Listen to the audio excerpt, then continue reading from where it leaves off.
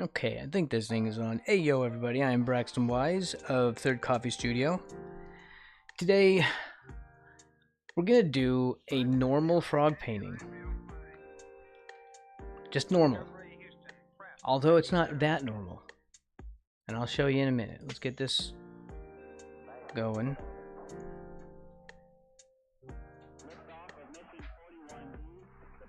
Get my tablet working. It's gonna be normal, but not normal. It's not gonna be an anthro frog, but it is a very cool frog. Let's see, as are most frogs. So wait for the tablet to respond, because today it wants to take a long time. There we go. It's already feeling like it wants to wig out on me. Alright, let's go to here. It always opens with the last thing I had in here. This was a thing that I'm using to practice working with clipping layers, clipping masks and stuff. We don't need that today. Here is going to be our subject. Oh wait, hold on, you can't even see it. There. Alright.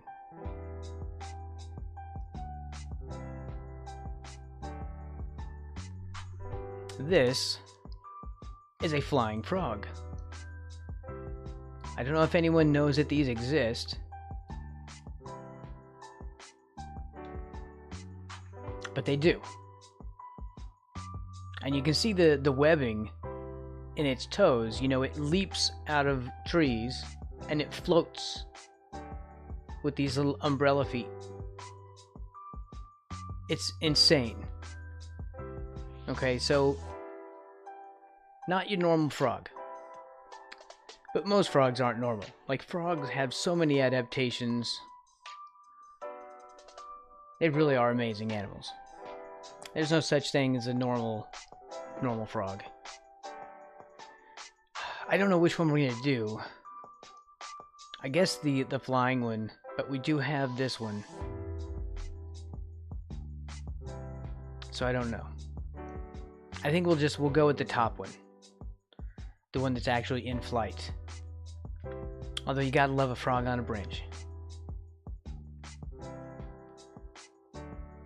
Let's see, let's squeeze this down so I can get this on the other monitor.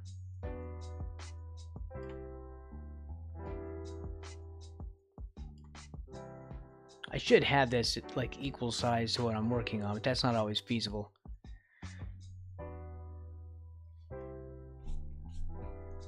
Let's see, what's going to be our canvas size?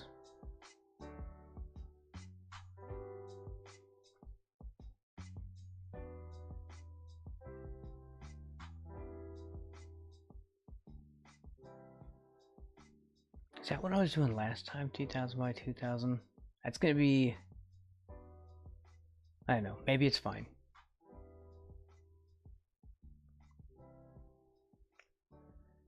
Okay. First of all, let's lighten this layer color. I still want gray, so I can see my whites. And we're not gonna do the whole thing. Like you can, like when you start off, you can choose the color range to be in grayscale or whatever, but we're not gonna do that because we can just choose gray. Right, the expression color, and you can change as well, like change modes as you play, or as you play, really. I guess it is play in a way. As you work, you can change it if you want to, but I'd much rather have it just start off in color. I don't like having to mess with settings, going back and forth on stuff.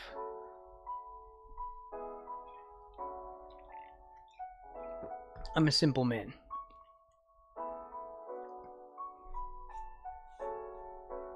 I just want to paint. And mostly frogs. What do we got?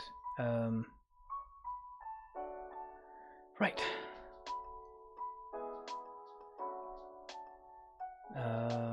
Turnip pen. Do I want to use a turnip pen?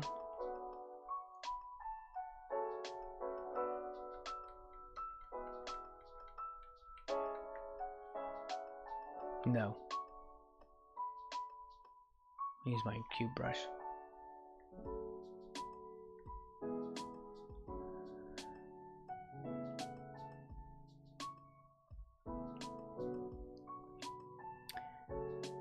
I always struggle with starting off on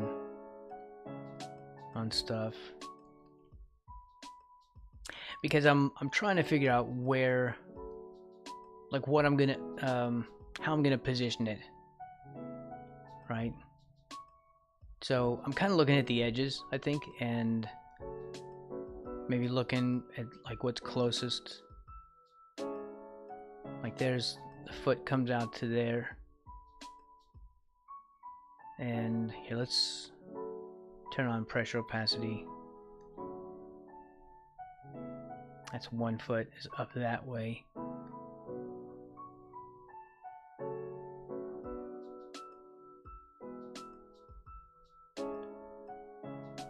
So we've got the leg that comes out this way.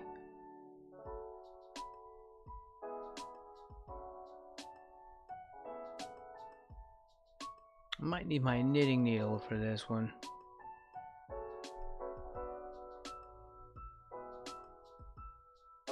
Let's see, a toe.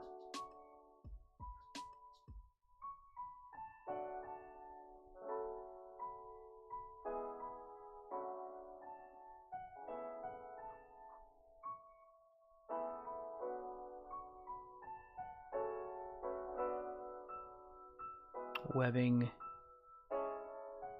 Webbing.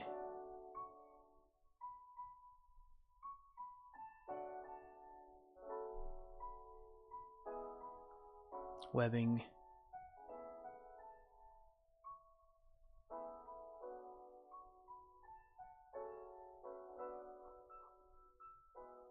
And toe.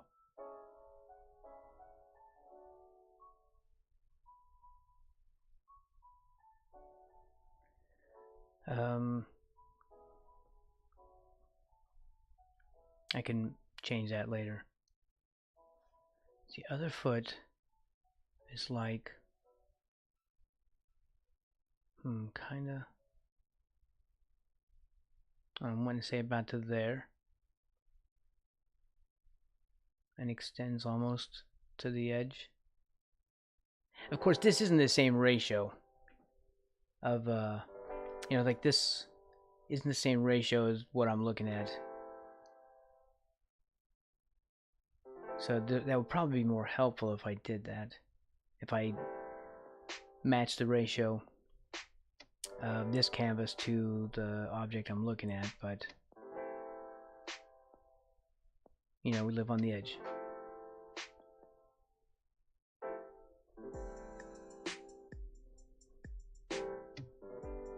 With digital, we can just sort of do whatever we want anyway. Hey, oh, whoa, whoa.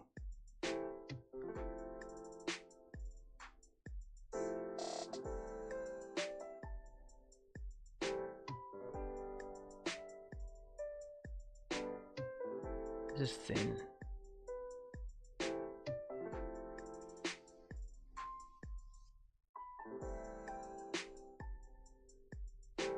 Like that.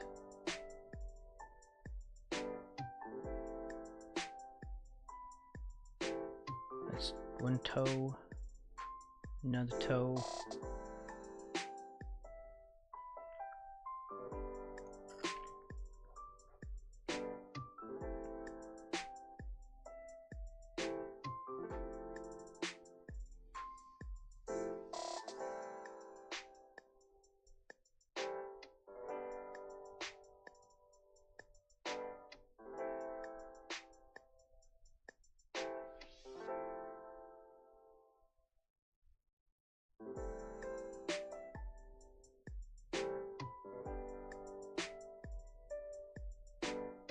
Another toe.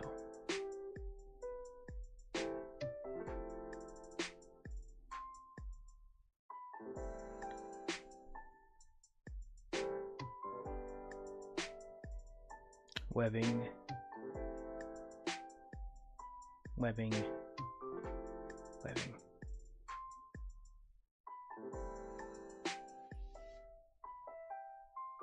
There's like a little bit of a toe back there. In the back. 1, 2, 3, 4, 5. Just like a people hand.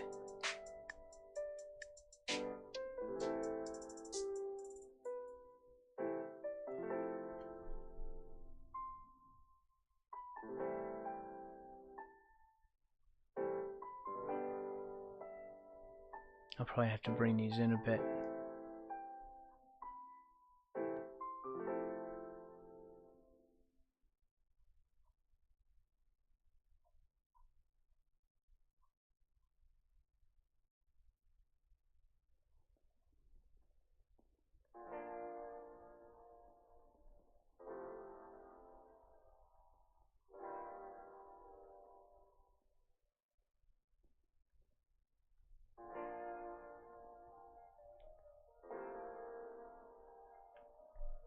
I think it's more like this.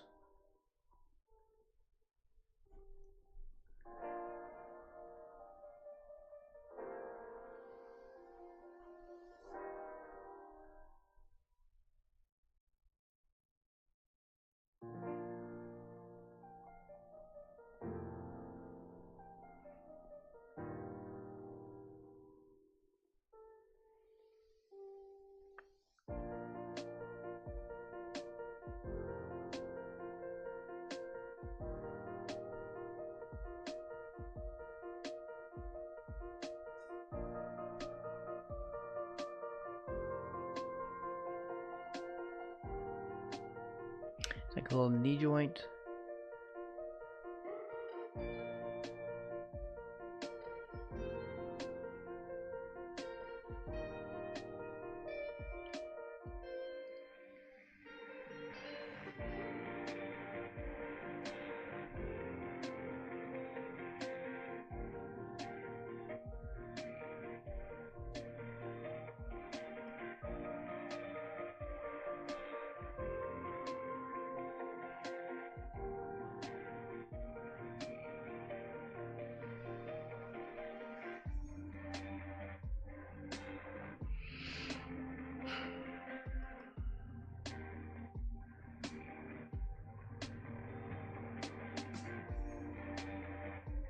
All right.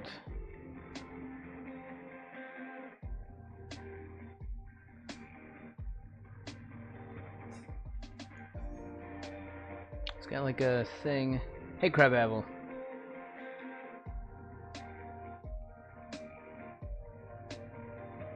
No, okay, it's gonna be like a flying squirrel, kind of. Here, I'm gonna show you the reference. Also, welcome in, Crabapple.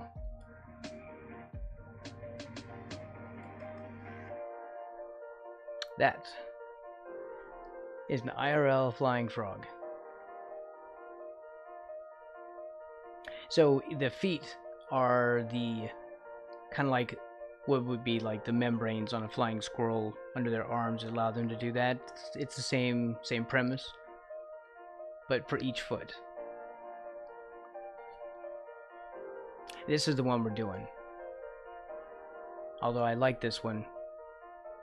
It doesn't show the frog like actually doing its thing.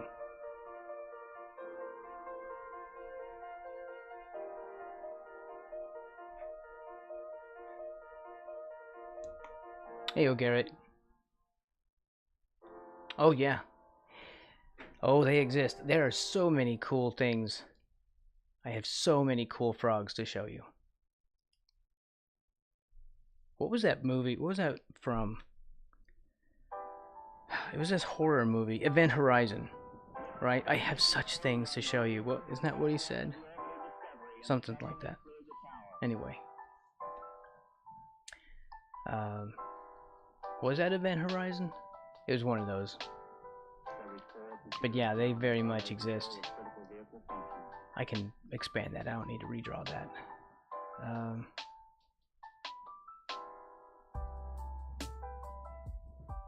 Where's that bony bit on the back?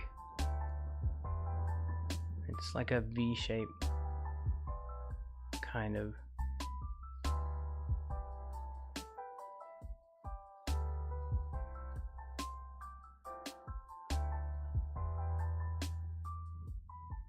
Except it's got, like, the middle part does this.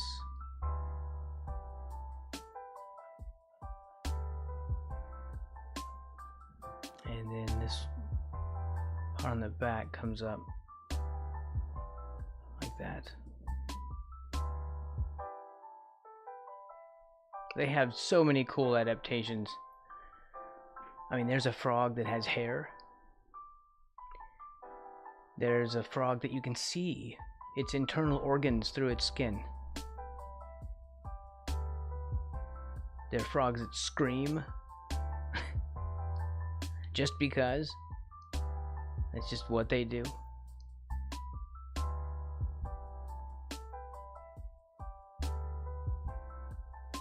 Like that. There's the other bony bit. I think I need to. I think it's fine here.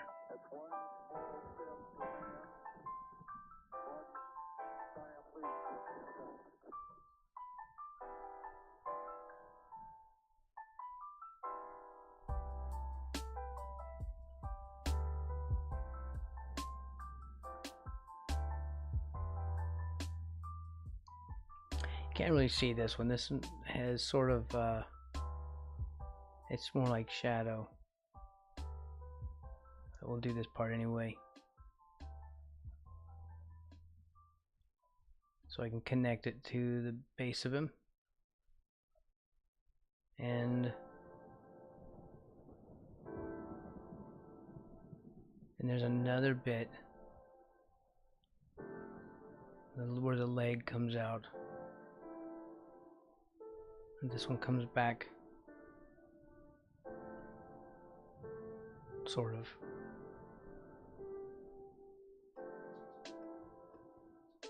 Frogs have a lot of parts.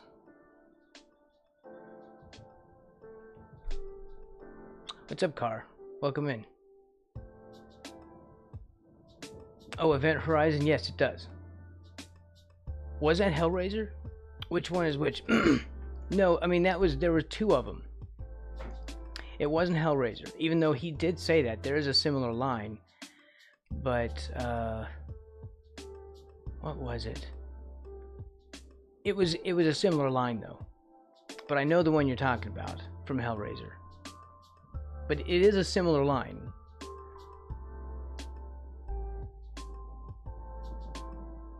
You know, it's the movie where these... Like, the dude, they were on a ship, and he came back from wherever he was at, and, like, yeah, that's right, that's the one. Yeah. I have such sights to show you, and then the other one, I mean, it's a different, I don't know how the phrase is different, but I know it's basically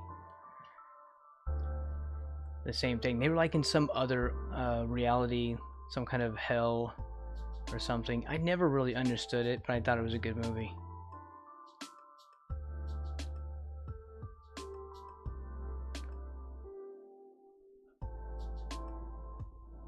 Where do you go? You're like, the knee is kind of here. This is the thigh.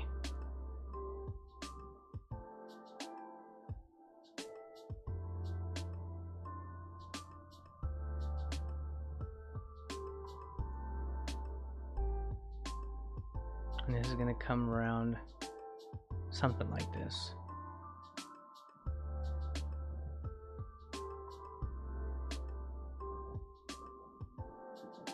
This has like a little green separation in the color. This part's green. This is still part of the thigh.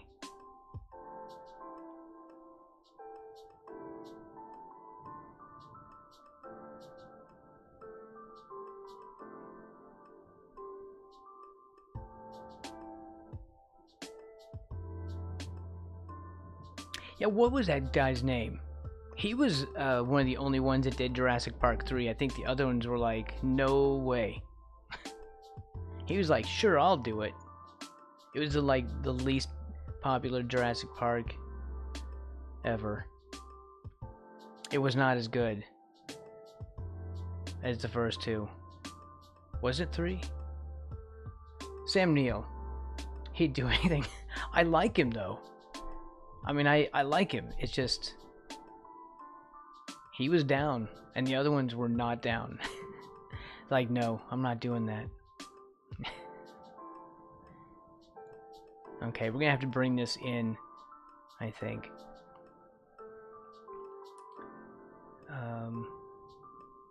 Although maybe not. It's gonna be just back off of that little bony protrusion, bony landmark. We'll just call it that. That's the artistic term. It's roughly about like that. Okay, at least I got the angle right, kind of.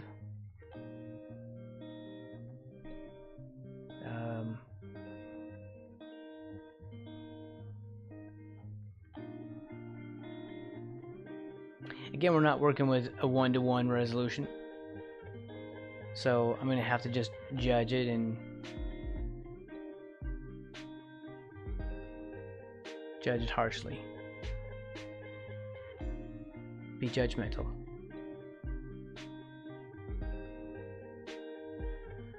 It's gotta be... I think this needs to come up a bit because the foot is higher than the hind end.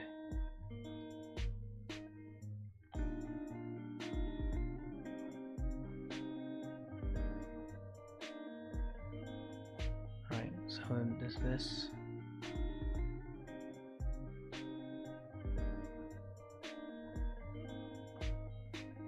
He just loved being in movies. Well, you know, I don't know if I would like it or not. I always wanted to be an actor. It would have been better had I lived in a place like LA or something where that stuff's more commonplace. Where you could literally just read the paper and there's a casting call and you go to it. There's no casting calls here in the Midwest. That doesn't happen.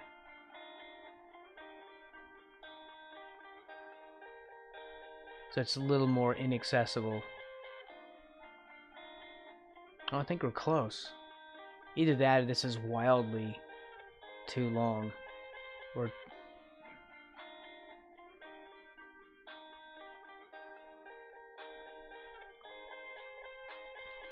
let's grab this.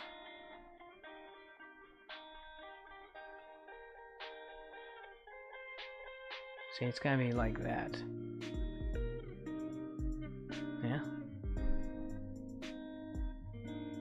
Alright, this foot needs to be larger.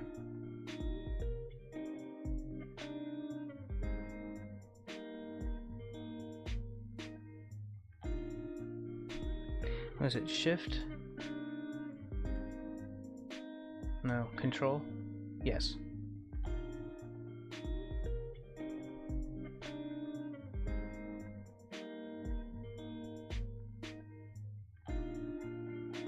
Yeah, I'm feeling that one. No, longer.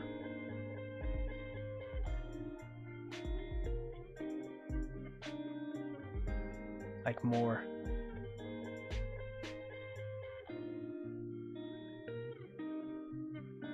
Right there.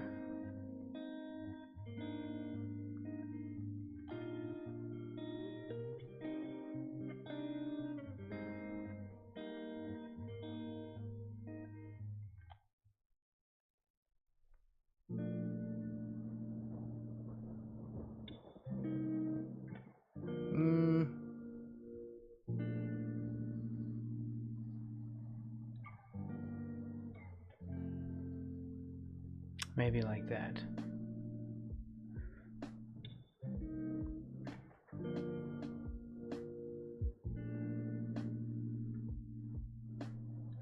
Make this larger.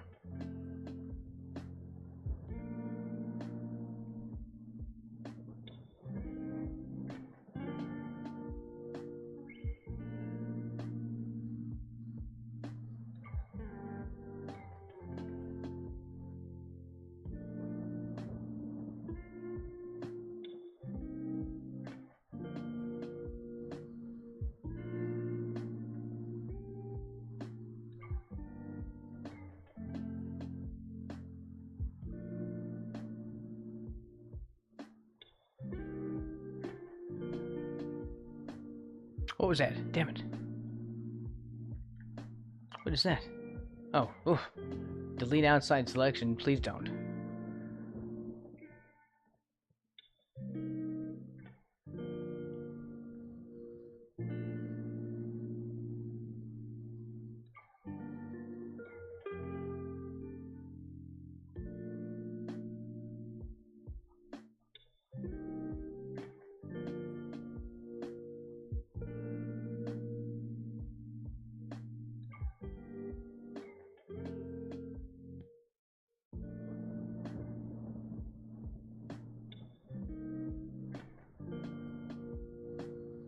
His little toe in the back.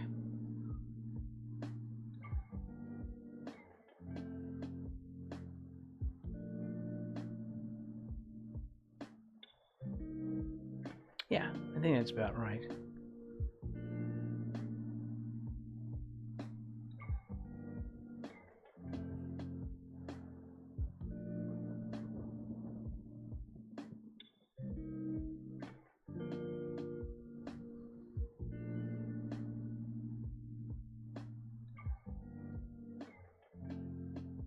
Also, again, Crabapple, I just want to say how much I really loved your version of Kabuto Frog.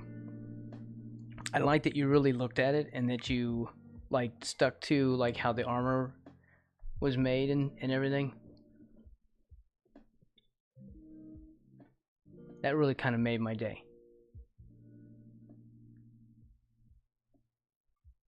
Let's see, this kind of follows like a little bit of a line. I'm trying to map out the body a little.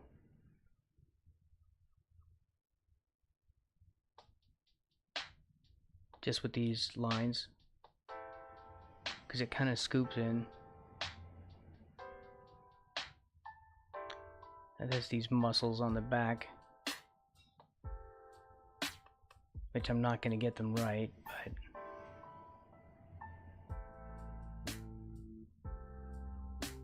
I'm not really well versed on frog anatomy.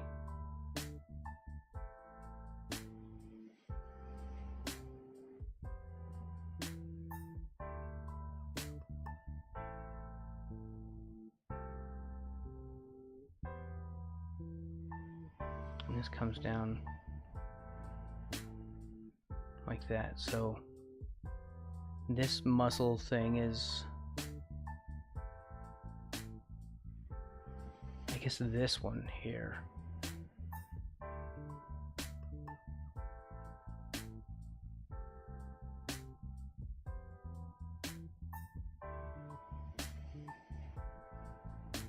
Where's the belly?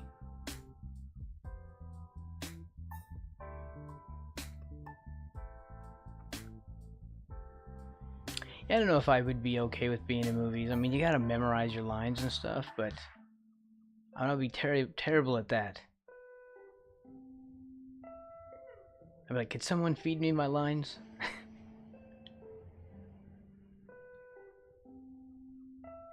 And can I work with Keanu?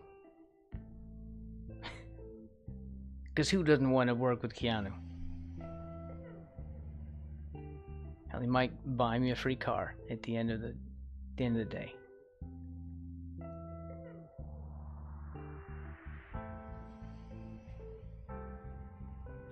Conquering 4 block 2 PDQ. That's weird. It's a very weird name. Did your parents give you that name?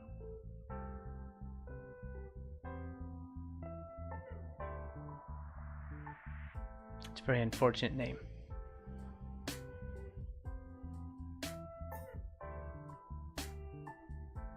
Alright.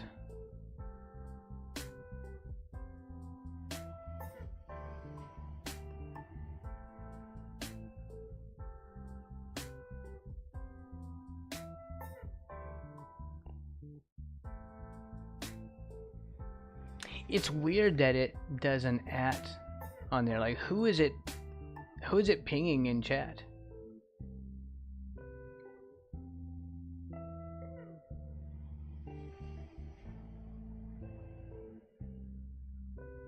I mean, they all do that now too. They're all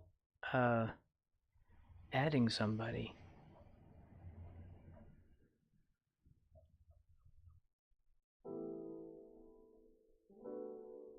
Alright, I'm just gonna kind of do this just to sort of map out the green parts.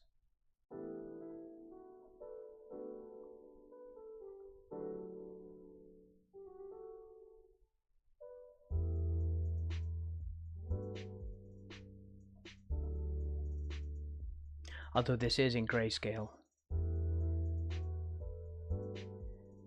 But I'm gonna try to work on coloring grayscale in digital. So there's that. That gets kind of complicated because it requires layers, which I dislike. But there's certain things that just don't work well if you don't.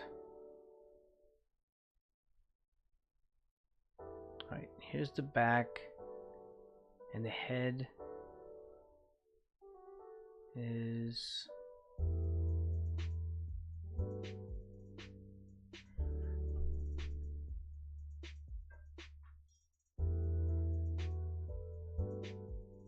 like just under this toe section.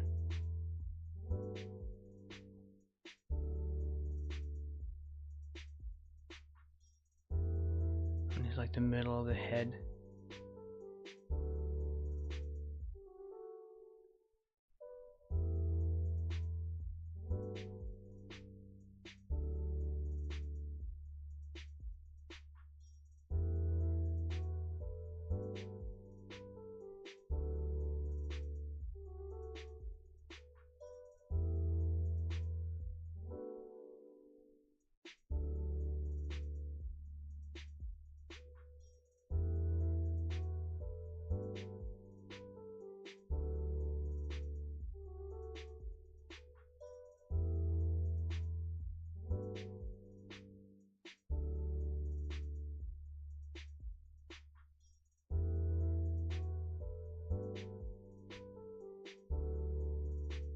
This frog has good sus while it's flying. Just throwing that out there.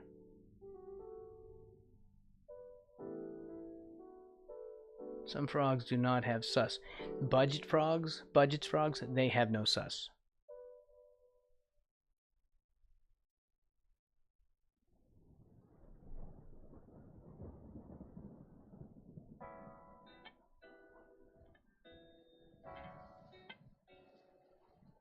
I feel like I should move that a little bit.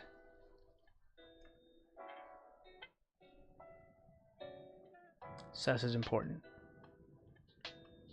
for frogs. It's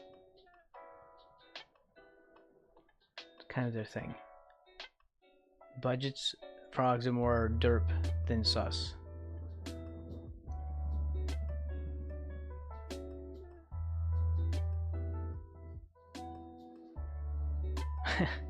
A lot of derp and no sus at all.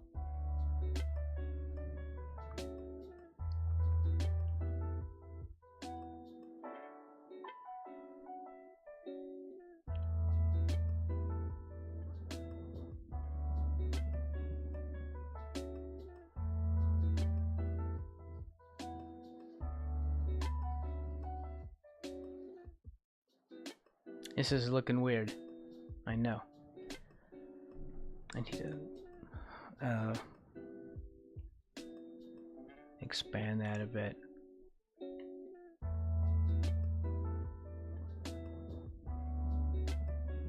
Expand. I need to zoom it so I can see it a little bit better.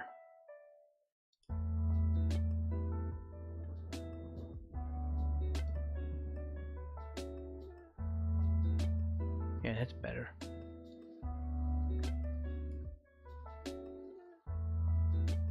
Right.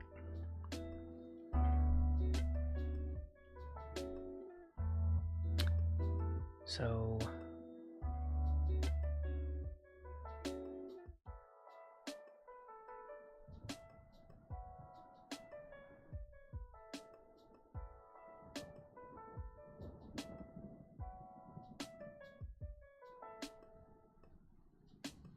So here's the other eye.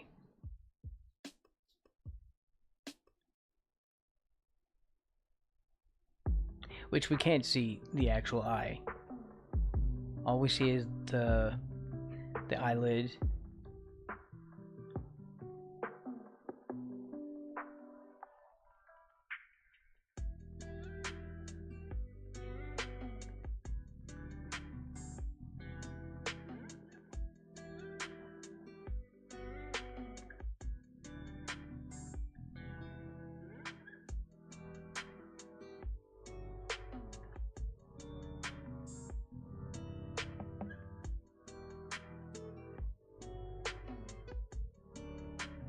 Kind of a pointy mouth.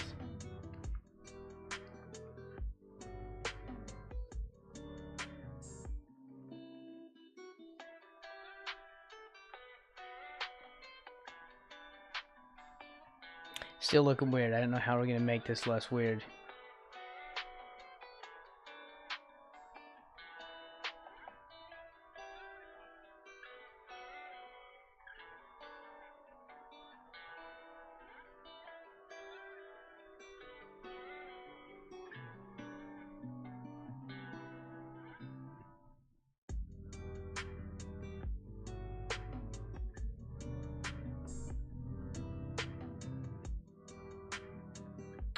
Yeah, I think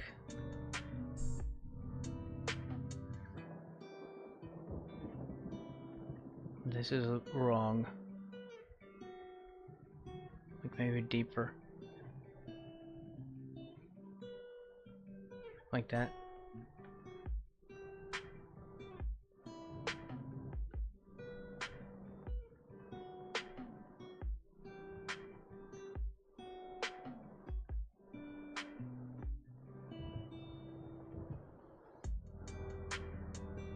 A little better.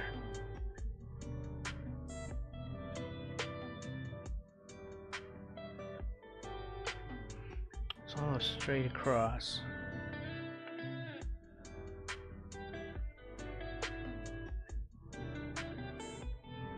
Alright, and this got its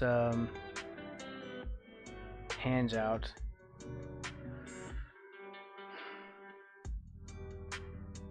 We're talking severely foreshortened.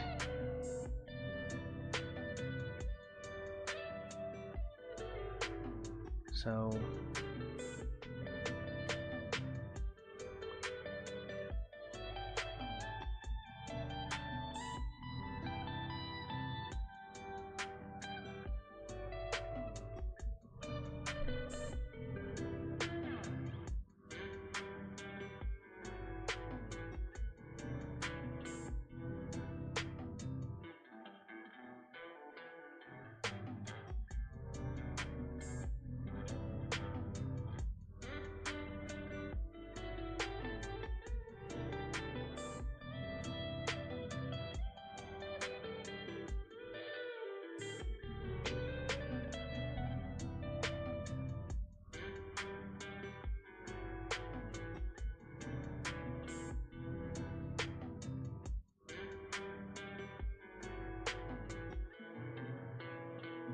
at least it's starting to look like something.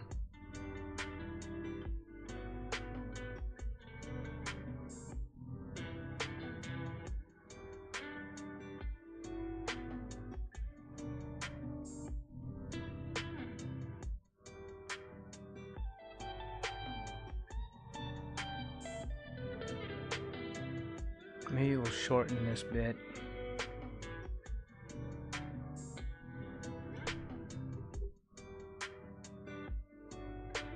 Yeah.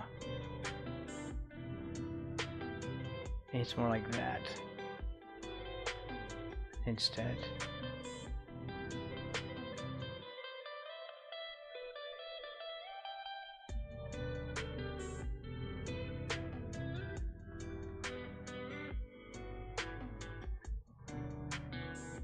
Like flatter and more lateral, more horizontal.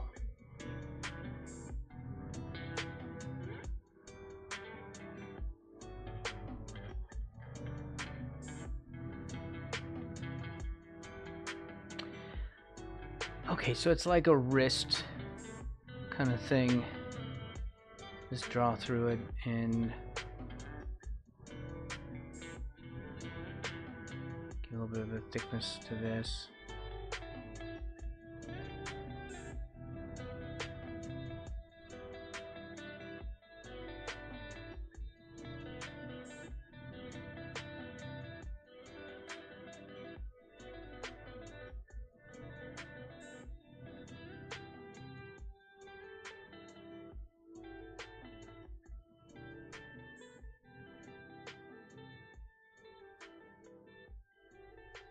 Frogs can suss even while they fly.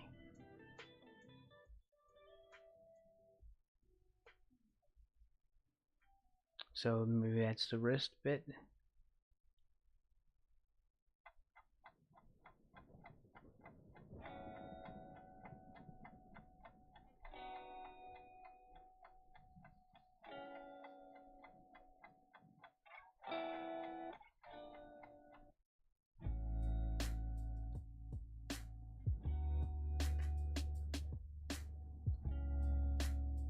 There's a foot, like that. So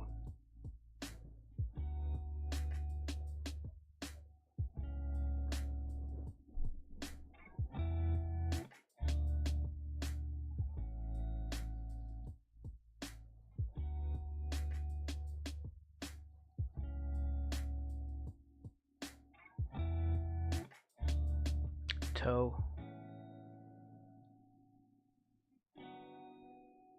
No.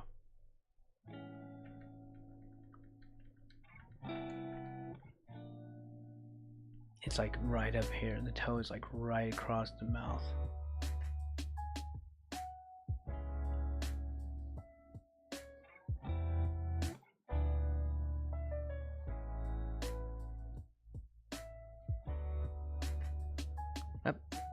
Crap, what was that? Well, I guess that's what the Z key does. And undo does not get us back to the tool I want. B. E.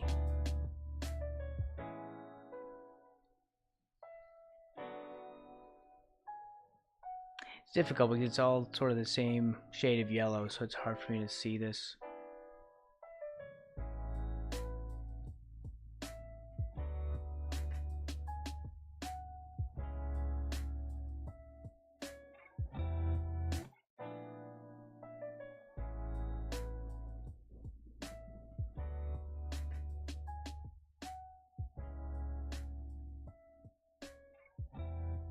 Well, this is just this first sketch, so I don't really need to get these. I did not do much with these toes out here either, which we'll fix that.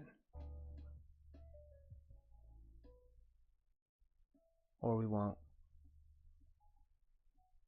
We'll either do it right or we'll make soup.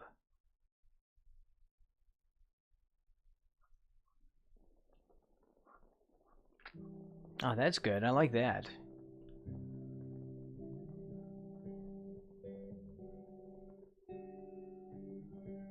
I like that angle.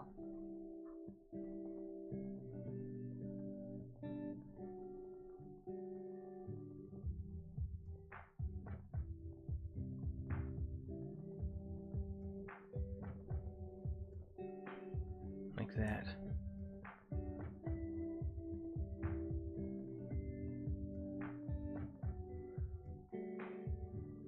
Hey, Strider.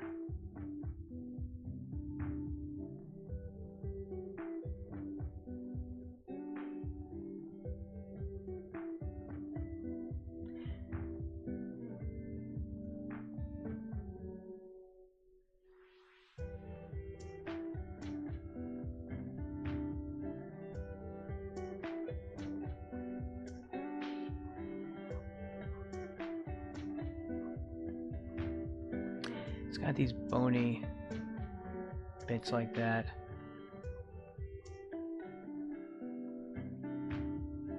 Of course, I cannot get all this anatomy correct, so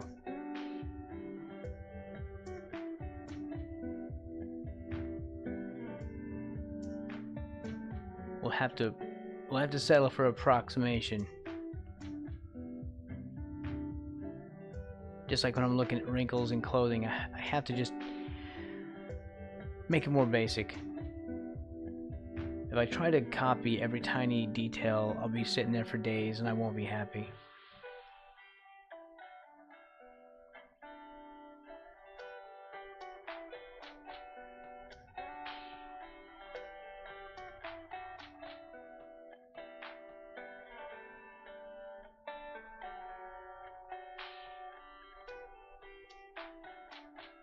Oh, we missed a toe.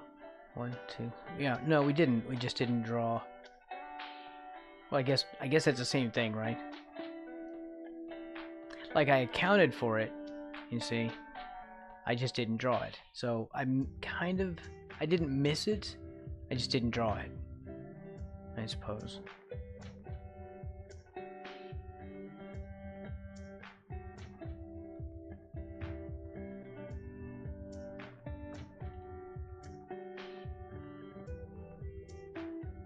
No, it should be further back.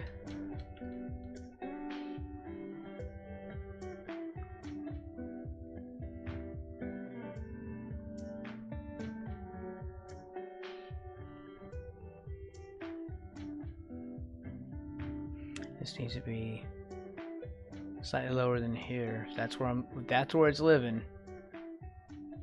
Then that's where this is living.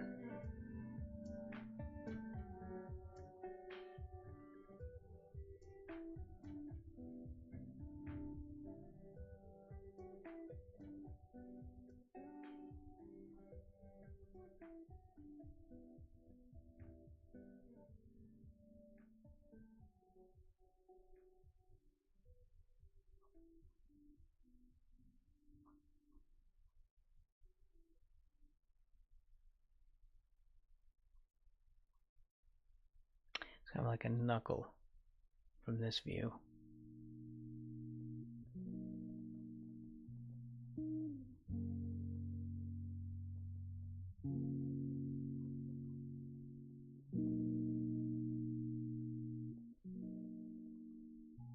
Let's see.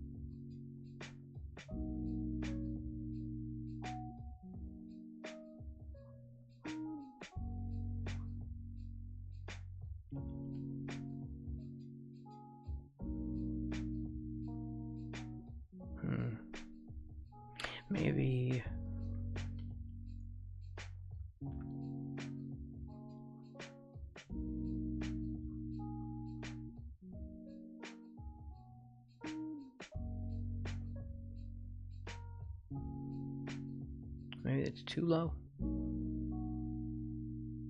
What it is I should have stretched the leg a little further out that way.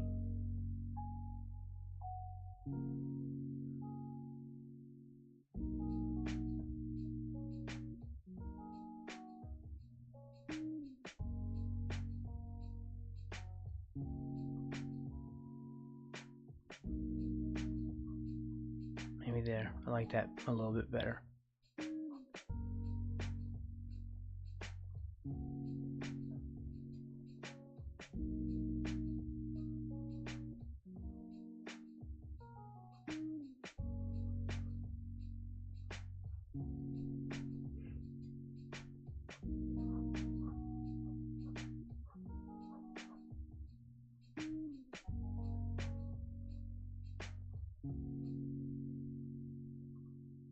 Try to dig some of this out. It's a little bit confusing.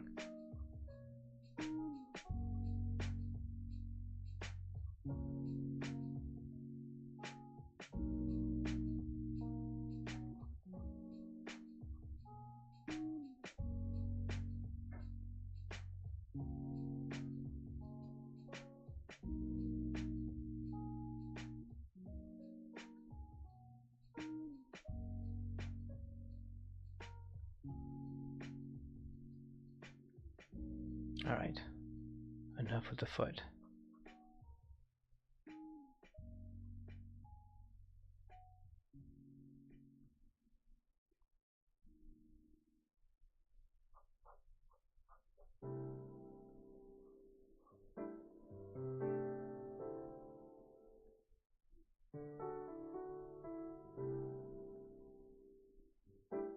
Hey, Arpeggiatura.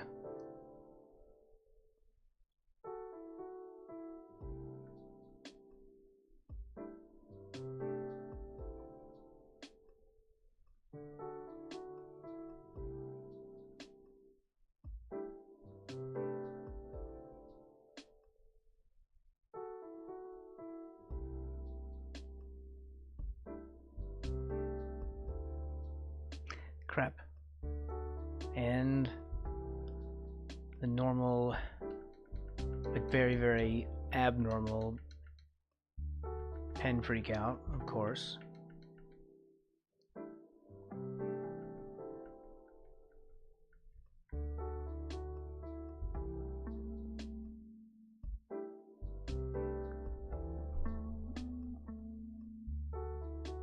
There's angles that I really want to fix.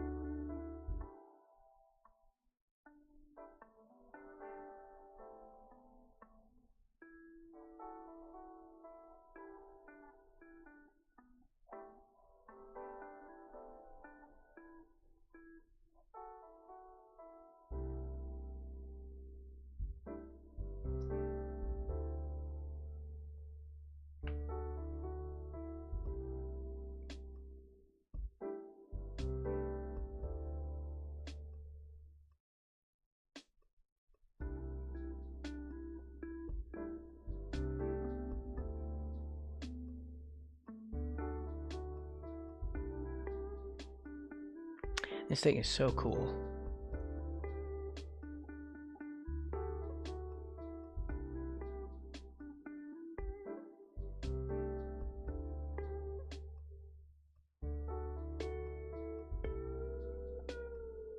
It doesn't even know either.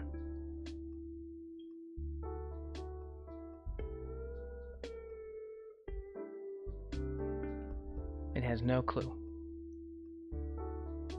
which makes it even cooler.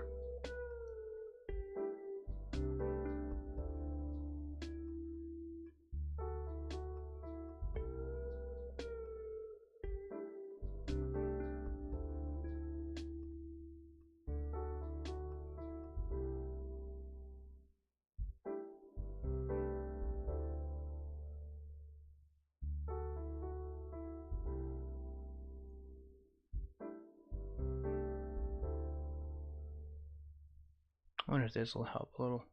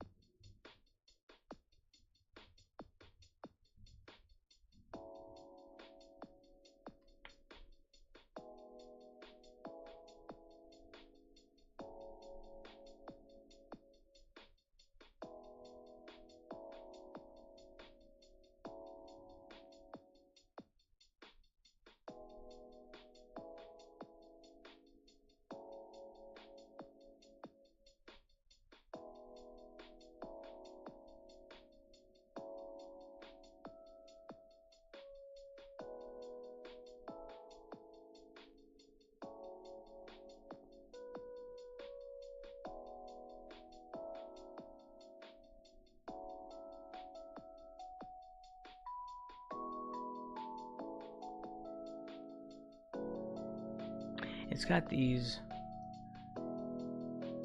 very cool, like, yellow bits that go like that. Hold on.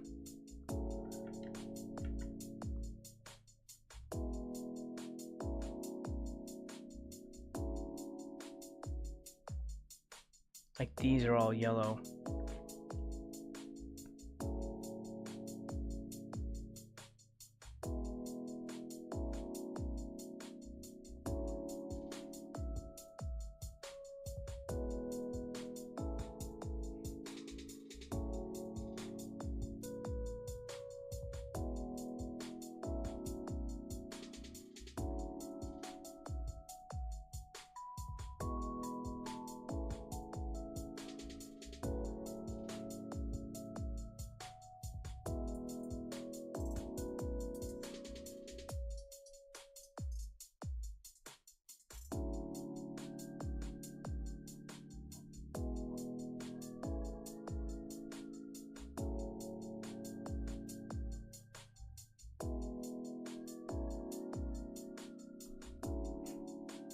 I thought that foot was going to be the hard part.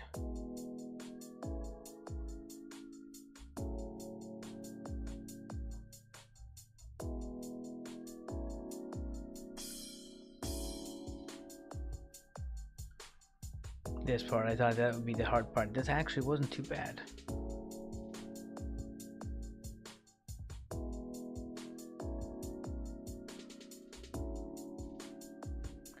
Foreshortening is so weird and difficult.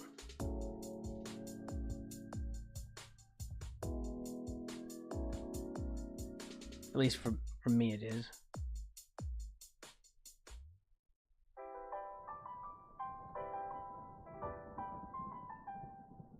Alright, let's see.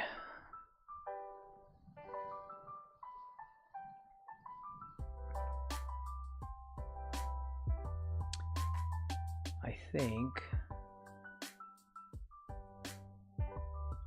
I want to rearrange this frog.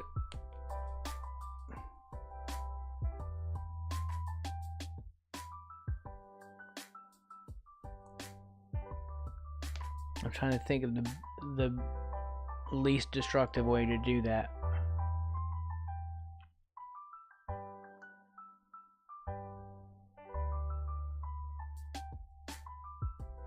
I think because this angle seems right.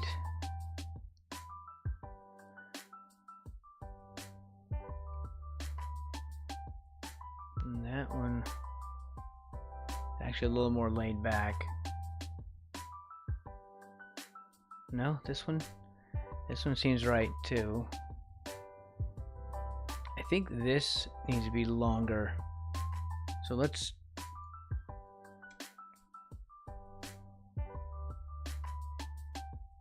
lasso that.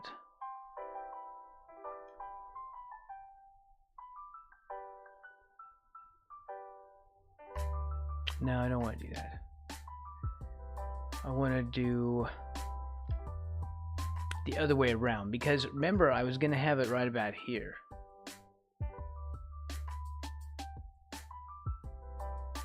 So I think I've got it right. I just, like, this part needs to be slightly longer and all of this needs to go to the side.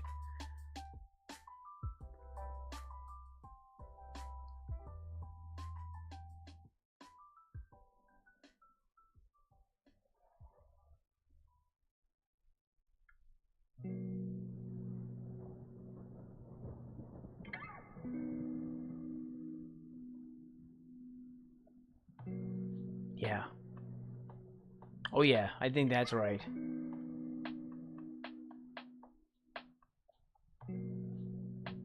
Okay, that feels better.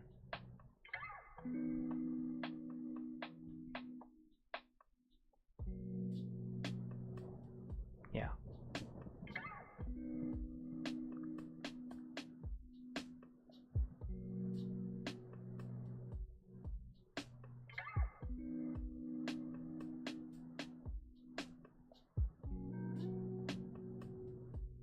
Amazing what a small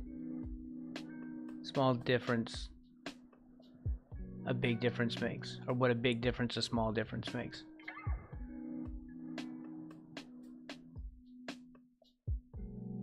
Got these knuckle things, these bony segments.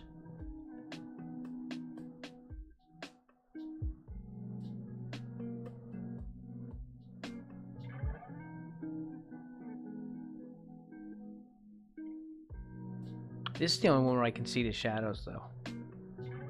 The rest of them, you can't even see the bones in there. And I still think I want this bigger.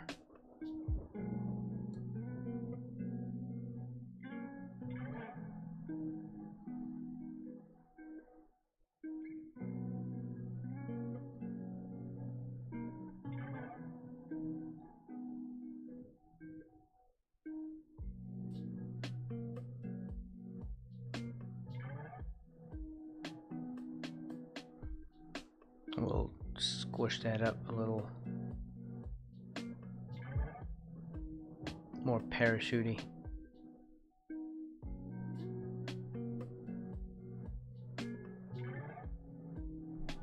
Alright.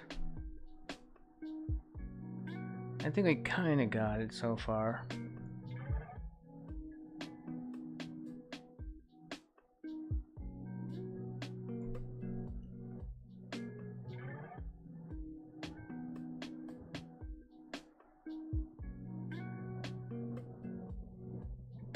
Oh, that was good. This is just a shadow.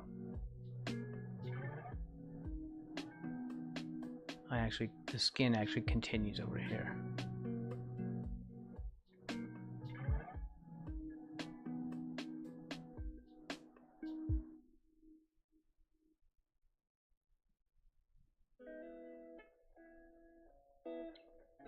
You must preserve the sus.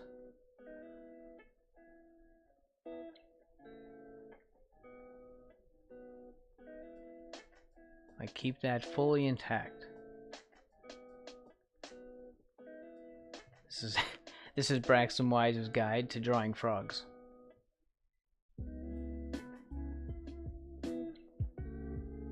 The most important element is the sus. If they have sus. And it's not a judgment on the frog if it doesn't have good sus, but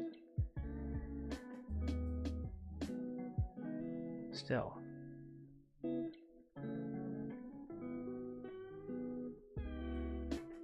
think this goes back.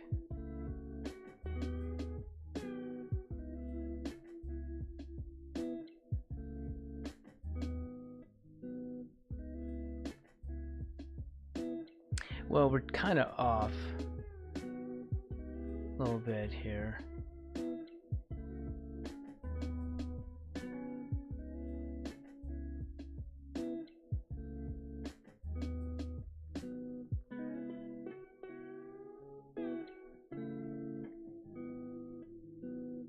Oh yeah, one day I'll make like a YouTube course on on drawing frogs.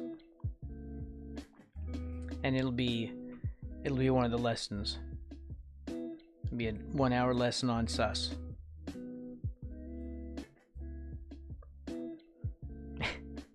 And people will be like, he doesn't really mean that, right? No, he means that. This is Braxton, of course he means that. He's the sus frog guy. He invented sus frog. He totally means it. He's not kidding. I'm really not kidding.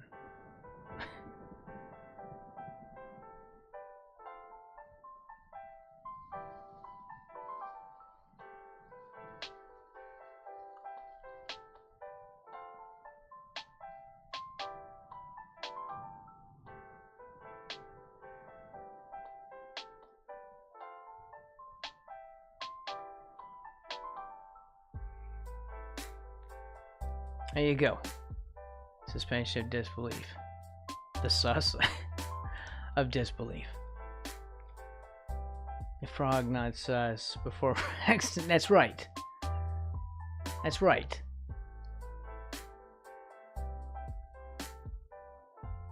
Frogs were not sus until I invented sus for them.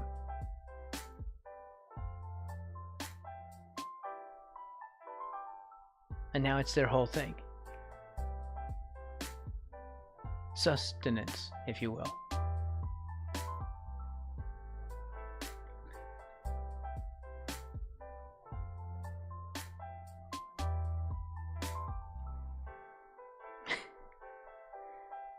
All right.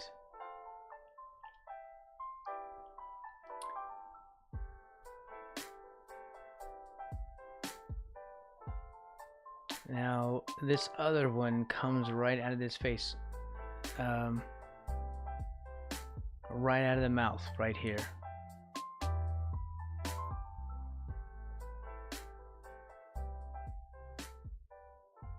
Almost. It looks like it's coming out of the mouth, see? And this will be fairly short stream today.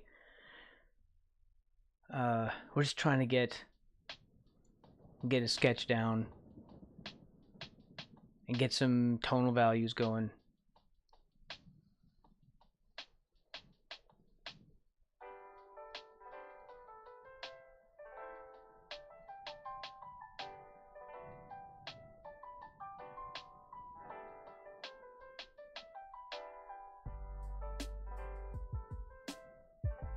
That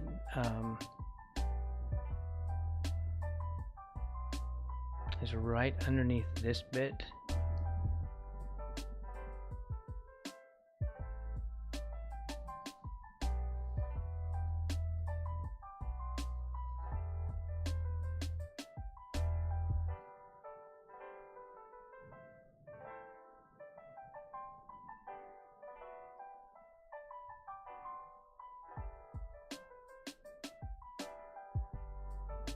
Like there.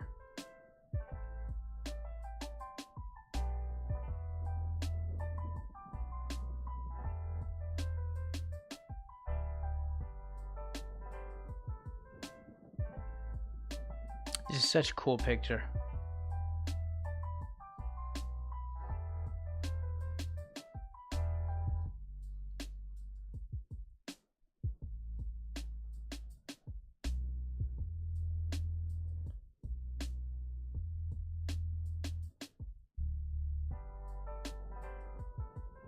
The reference I'm looking at, I mean,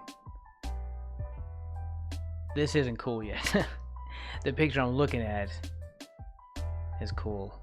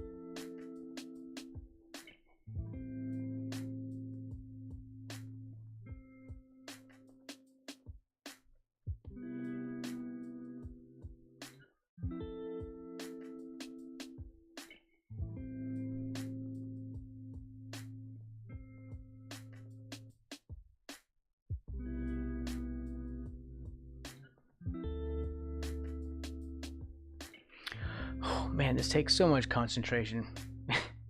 Sorry that I'm not talking too much. Gaming is way easier than this. Like, it would be so much easier to just stream a game.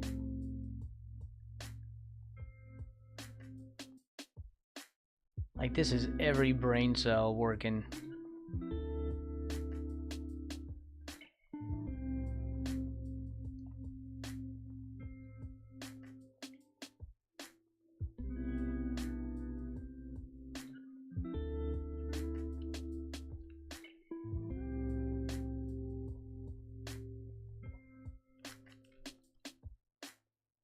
And I don't have many brain cells. That's where the extra challenge comes in. I have only a couple left.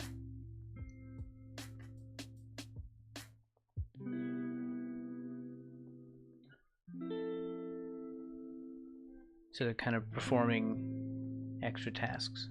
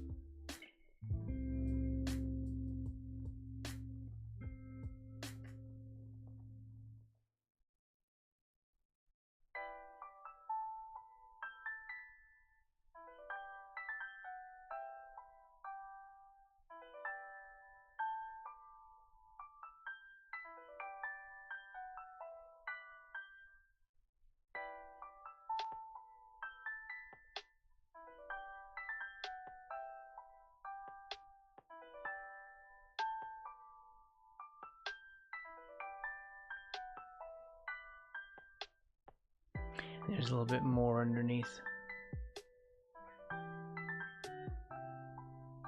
which I think is the other part of this splayed out around, I think.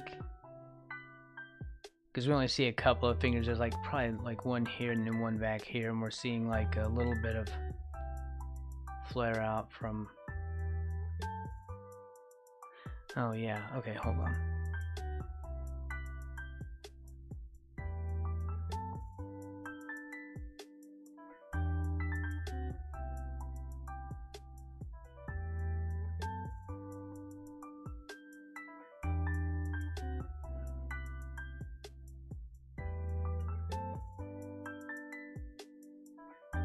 This is almost straight across. I didn't have that really flat enough, or I don't know, horizontal enough. I'm still not hitting it, but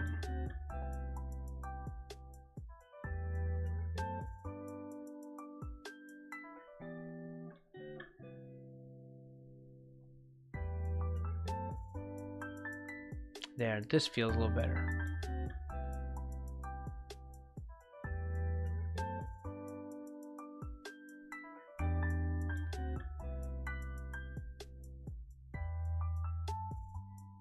And then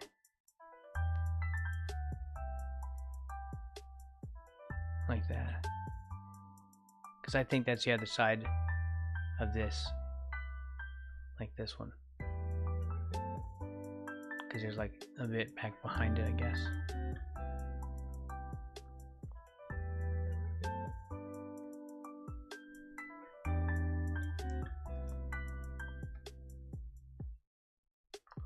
What do we think of that so far?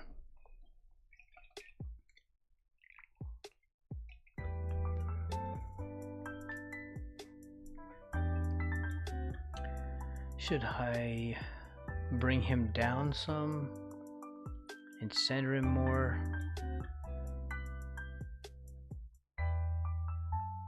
Hey Bracket, look, it is very froggy. So at least we've got the basic down.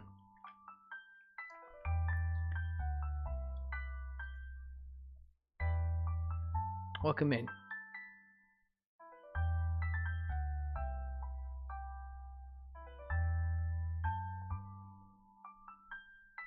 We'll do some refinement on this and clean up.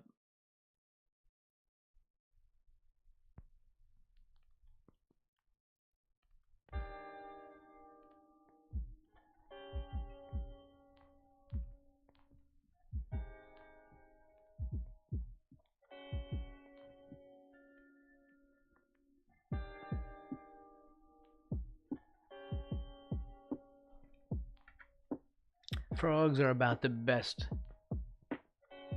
animal on the planet. But I'm biased.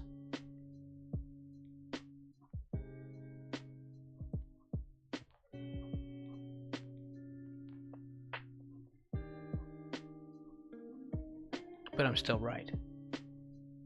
It's okay. It's still a thing. You can be biased and right at the same time.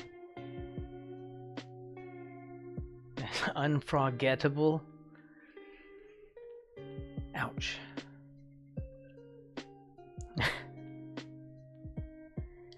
That was a little painful.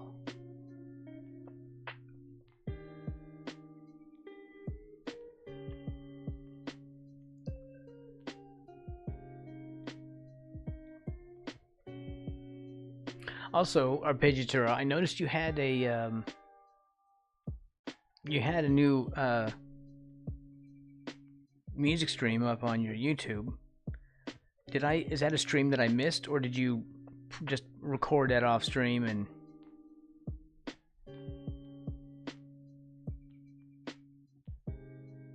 Oh, we're gonna have to do some stuff. Okay.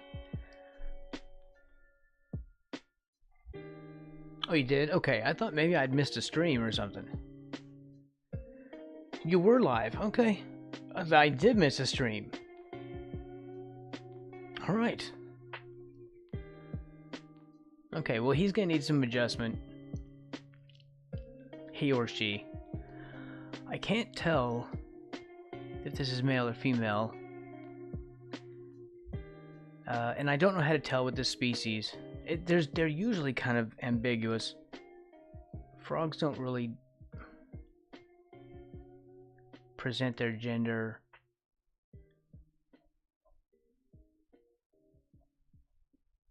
in obvious ways.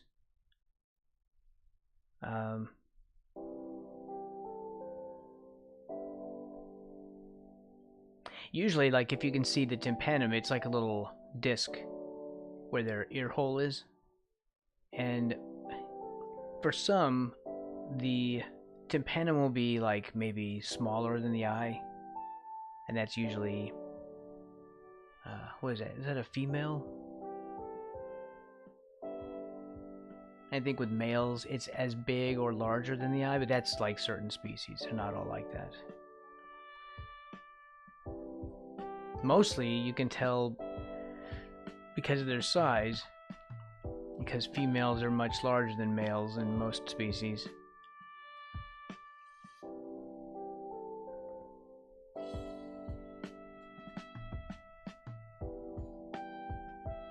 But you'd have to know the age. Because what if it's a baby frog? Right?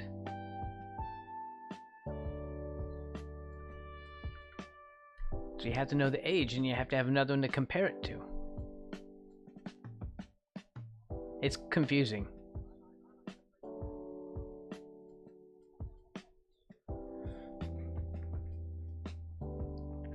But what about this particular species? Oh, you got a new guitar? Okay, well, I'll have to watch that video. That's cool. Is it like a better model, or like, was there some feature that you wanted from this new one? The one you have is a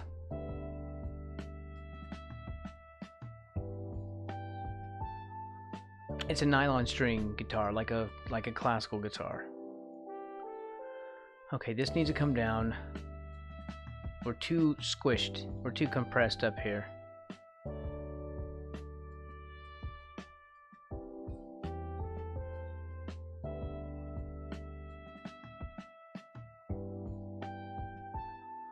I want to get this foot right before I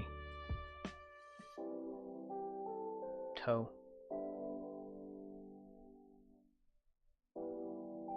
Toe.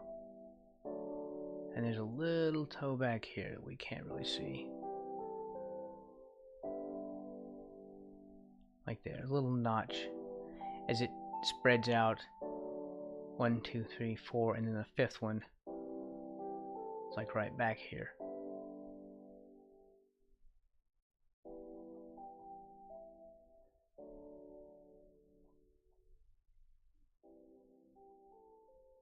A cutout. Oh! Okay. You got the little side cutout thing there. Basically, it gives you a little more access to the fretboard.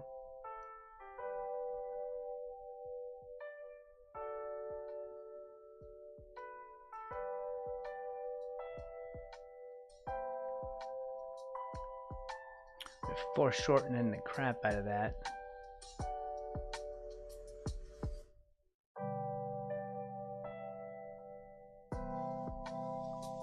Ah, Washburn, okay. It's a popular brand. I've never had a Washburn. I have one classical. It's a Takamine.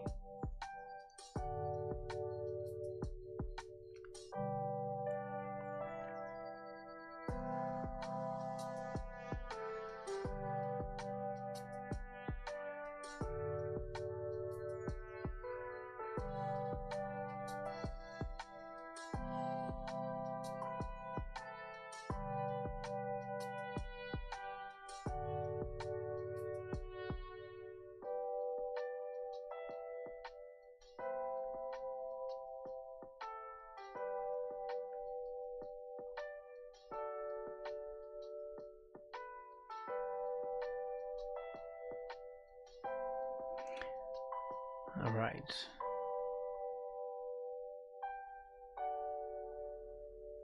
Oh, you like wider neck? Oh, you mean classicals? Classical in general?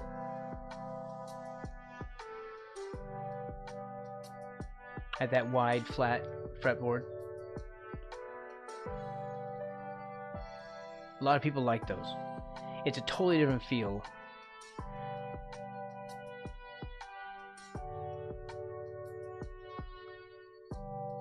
I like them. I like the nylon. I like the sound of nylon strings. A lot of dynamic range. Really, the nylon is meant to simulate what gut would have sounded like, although gut still doesn't sound quite like that. Like natural gut.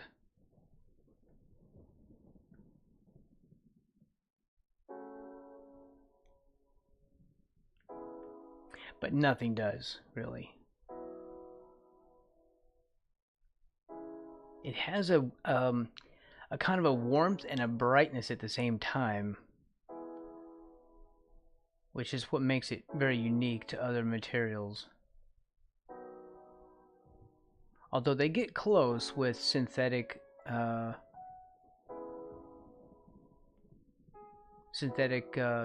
core classical strings, where they have like Kevlar cores and those things. They get like Kevlar is really good at simulating some of those unique properties.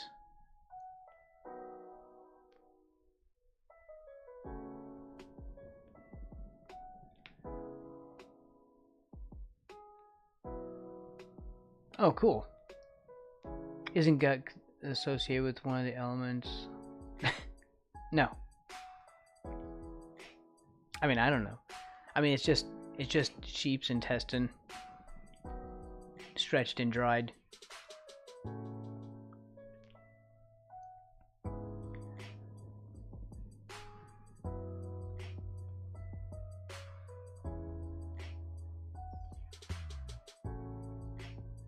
It's very expensive.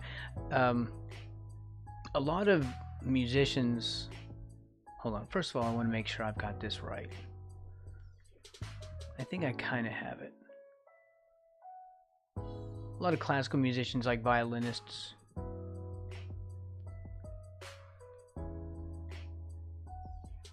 will use gut strings, but they are expensive, and usually only soloists use those. You got to warm them up when you play. Your fingers warm them up, and then they relax more. So then you have to retune the thing.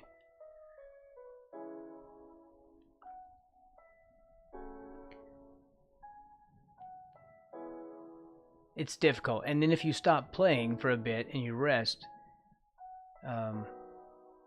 they'll cool down and go out of tune again. So then you have to retune. They're really more of a hassle. I feel like synthetic core is much better. Mysticism of sound. Oh, okay. So I didn't know that. So you're saying they made reference to that, like historically. Nylon is good. Like nylon makes some really good, like near gut sounds, actually, and it's far more stable. Like far more stable. And usually it's a type mixed with carbon, which they will call carbons instead of just pure nylon. If it has carbon mixed into it, they'll sometimes be referred to as carbons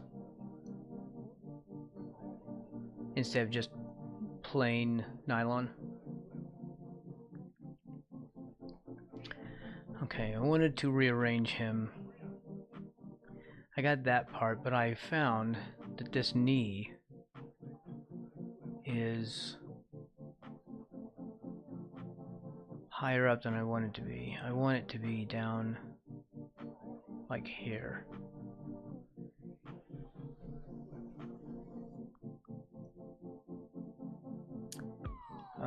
Well, which part are we going to take, though? Alright, we'll cut through here.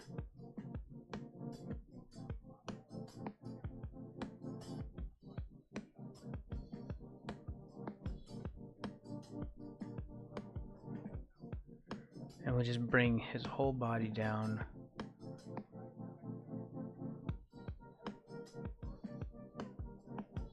Like that. Like, have a look at this other one.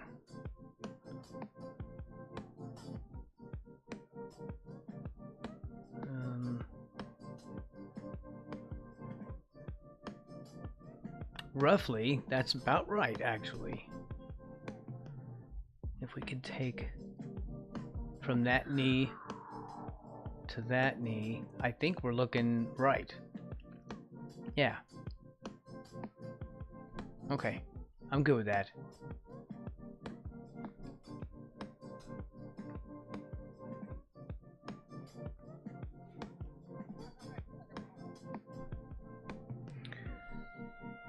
One thing I would love to have is a like nylon core or synthetic core, not just nylon, because normally for like classical instruments like violin and viola and cello and those things, fretless classical, not like guitar classical, they're going to be like, it's going to be some form of Kevlar or some mixture of Kevlar and nylon. And I would love to get a set of like low tension synthetic core strings for my cello.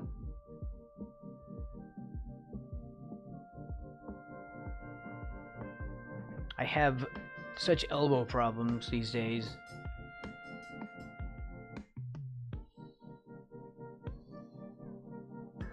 And I had to stop playing this cello for like 2 years, and I had just bought it. In fact, it was getting set up for me by the luthier, and it got shipped here, and then I was already playing on an injury, and I was like, oh, it'll get better. And I'm like, after a while, I couldn't even pick up a glass of water with that arm. Like, nope, stop using that arm right now, Braxton. But I just bought that cello. I don't care. You're gonna have to stop playing it, or you're gonna ruin your arm. And that's what I had to do. I couldn't touch the thing for like about 2 years. And even now, this cello is a 7/8, and I'm short, I'm small, I have small hands, and I can negotiate large instruments. I play an upright bass. That's how I originally am. Like, I'm a bassist, but I'm a bass guitarist. These days at least, but I did play in a symphony originally with an upright bass, and that's what I learned on.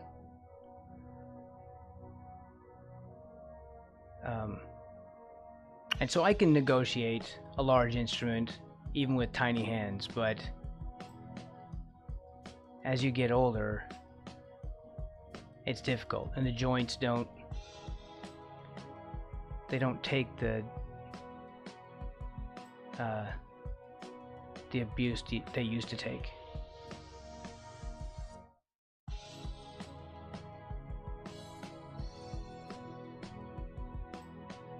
So I have a 7/8 cello because it's different than playing an upright bass. It has the stretch that you're sometimes having to do, like when you're doing like double stops and triple stops, you're having to hold like a couple of notes, and the hand span on a cello is usually a little bit more demanding than on an upright bass. You're normally not doing double stops and triple stops on those things. So I opted for a 7/8 cello, but I had a higher tension bridge put in, or cut for it, so that I could get more sound out of it. It's a 7/8, it sounds like a 4/4. It's a wonderful instrument, but it's too high tension for me now.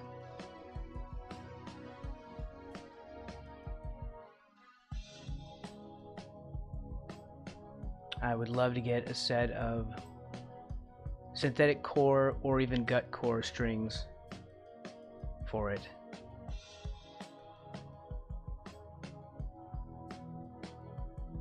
Just to lower the tension a little bit. Okay, I think that's kind of what I wanted. Oh, okay. See, this comes back like that. See, it goes back and then this way. I know I'm not really showing it.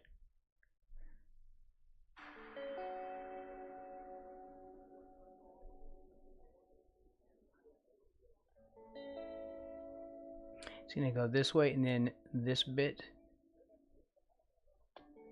goes back that way, and this comes this way. You see? It always makes more sense to me if I can map it out like that in my head, so I can figure out what all these bumps do. What's this bump for?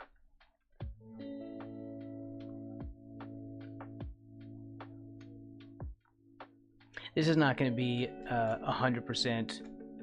We're not going for photorealism. That would just be insanity. I don't like doing photorealism. I used to do it with graphite.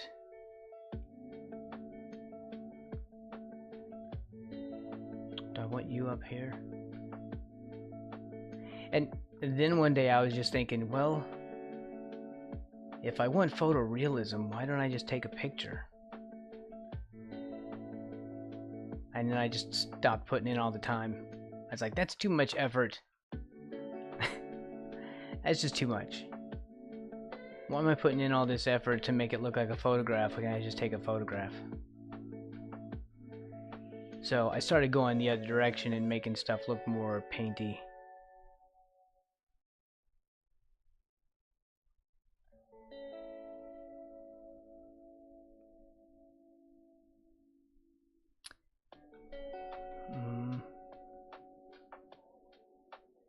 This toe.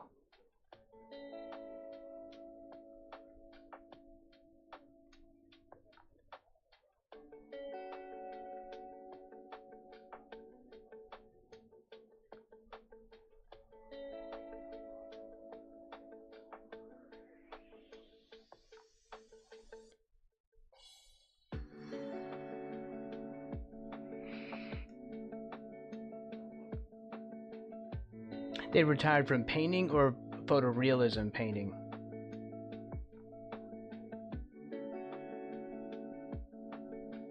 I love watching artists work. It's just on YouTube we're normally finding fast forwarded stuff that I can't really learn anything from. And if I slow it down, it still doesn't work because it's kind of choppy.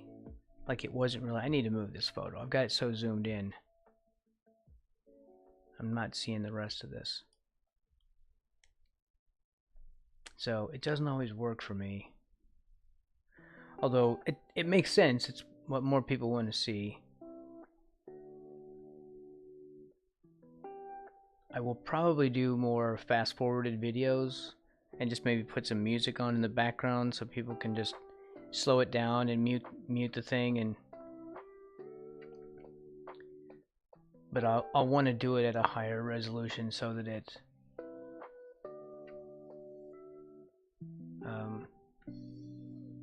so it's more satisfying at a slower speed and not choppy. Or maybe just do, because I like doing the real-time videos,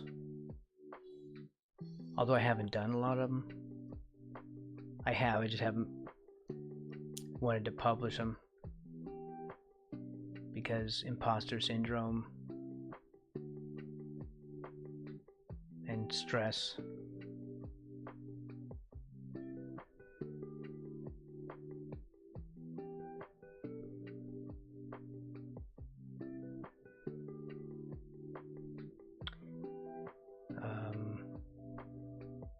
Maybe I'll do some rant videos. I'll like do a fast forwarded version of one of these pieces and then just gripe about something while it plays in the background.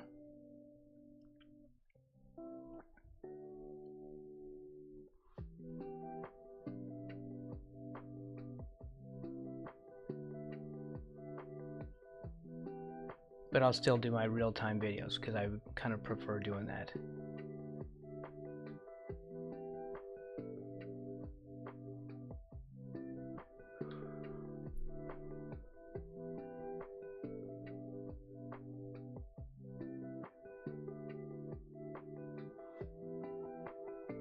Yeah, that's what I wanted.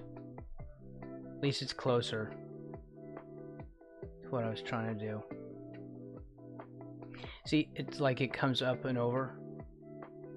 Because this is all spread out and this is so flattened. We can't really see the bones here of this toe going back toward, I guess, the wrist, for lack of a better term. And there is another. Oh yeah, I think that's another. It's like a thing right there.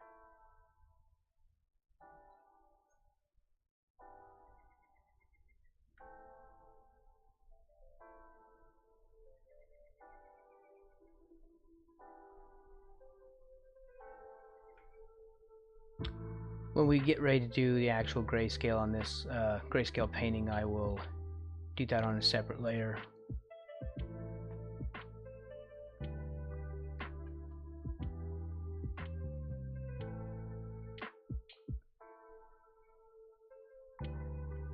And I will resist the temptation to paint on one layer, as I often do. Everybody likes layers.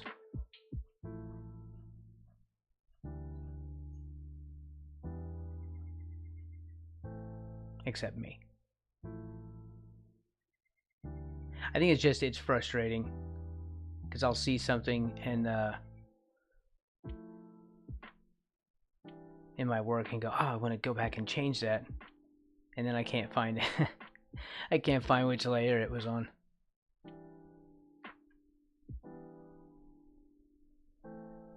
And I'm having to go through the list and click them off and on to find the thing, you know, to find out which layer the mistake is on.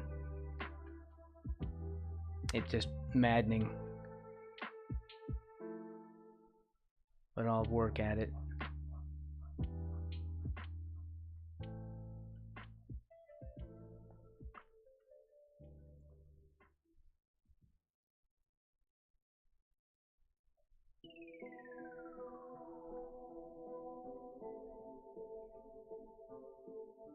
It's a rabbit hole. The layers, you're saying, are a rabbit hole? I got you. I know what you mean by that too. I get it. But it does allow you to do a lot of cool effects. So layers do have their place.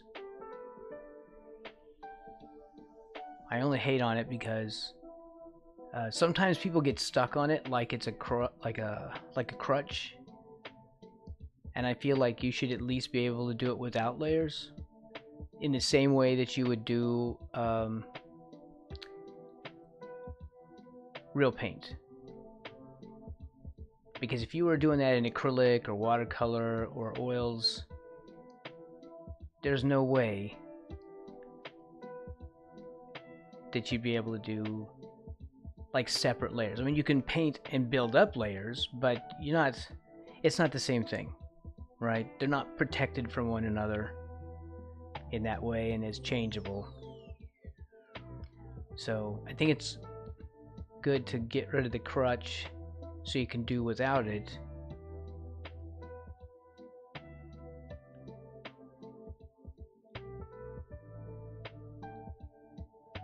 And then use that when needed. That's all. I think it just creates a dependence. Not that there's anything wrong. You should do your art the way you do your art.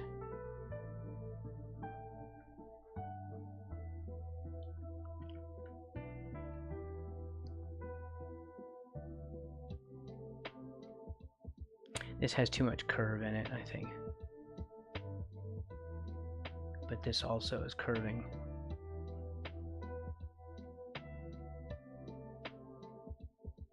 This brush is also gigantic compared to what we're doing. Hey Danlock. That's how the Hawaiians say it.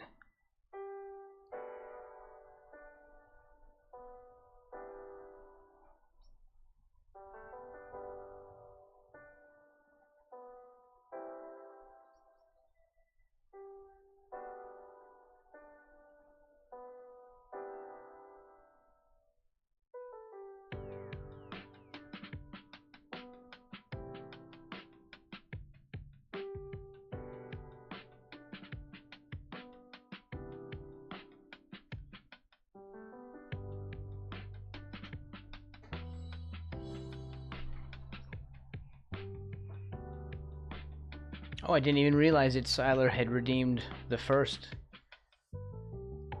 That was sneaky. That was sneaky.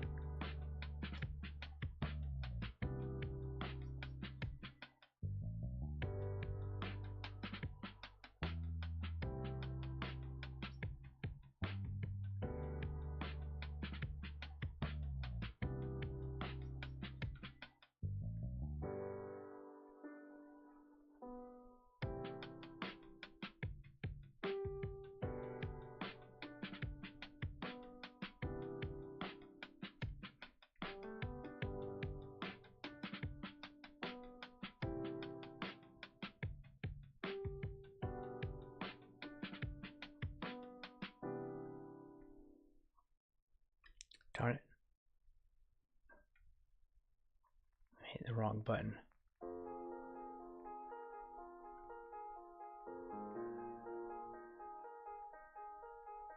See, we're seeing this pad from the side. That's why it looks pointy.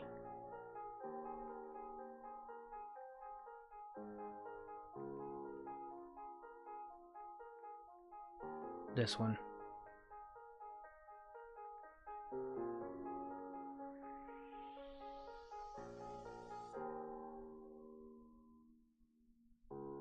Danlock84 asked me, "Hey Bob, how's life with many undersea dudes down there?" Life is a blast under the sea. It's all bubbles, jellyfishing, and flipping Krabby Patties at the Krusty Krab. Patrick's always up for some shenanigans and Squidward's there to grumble about the noise. It's never a dull moment in Bikini Bottom. Squidwards.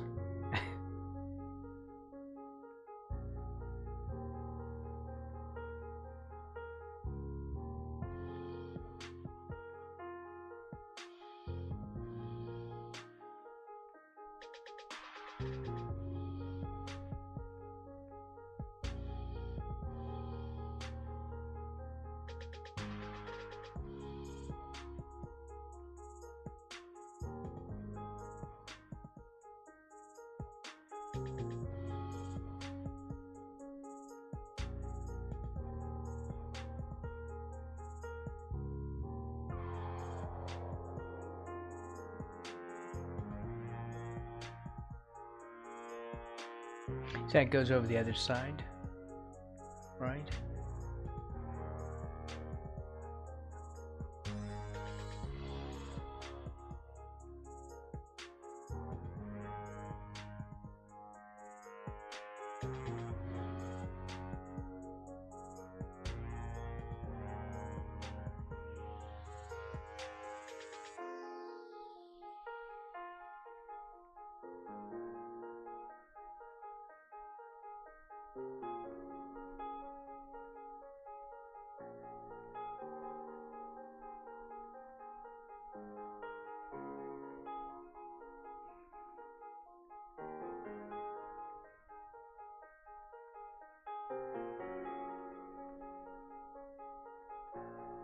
Danlock84 asked me. Bikini Bottom stretches like a spandex thought. How do you stretch?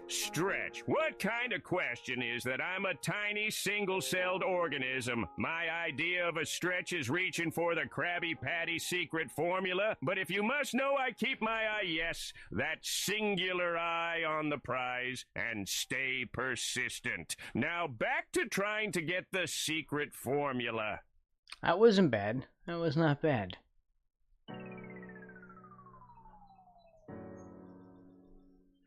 Also, do plankton really only have one eye?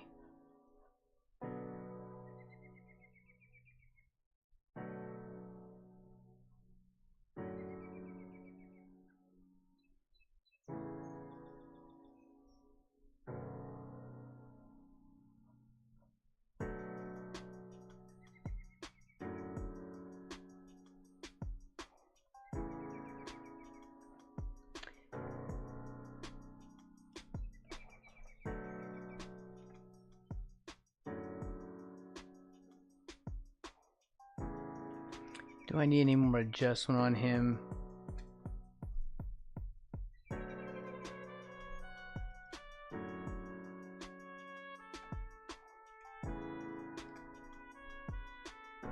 Well, does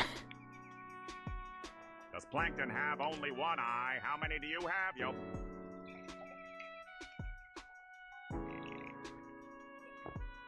That was all Squidward had to say.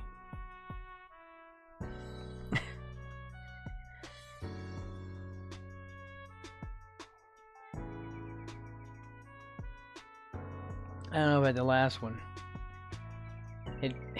Squidward did not have much to say. Let's mess with this eye a little bit. It's not that circular.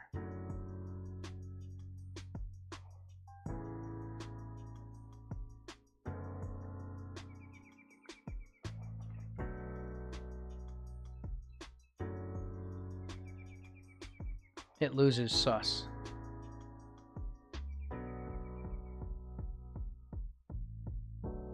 That's good.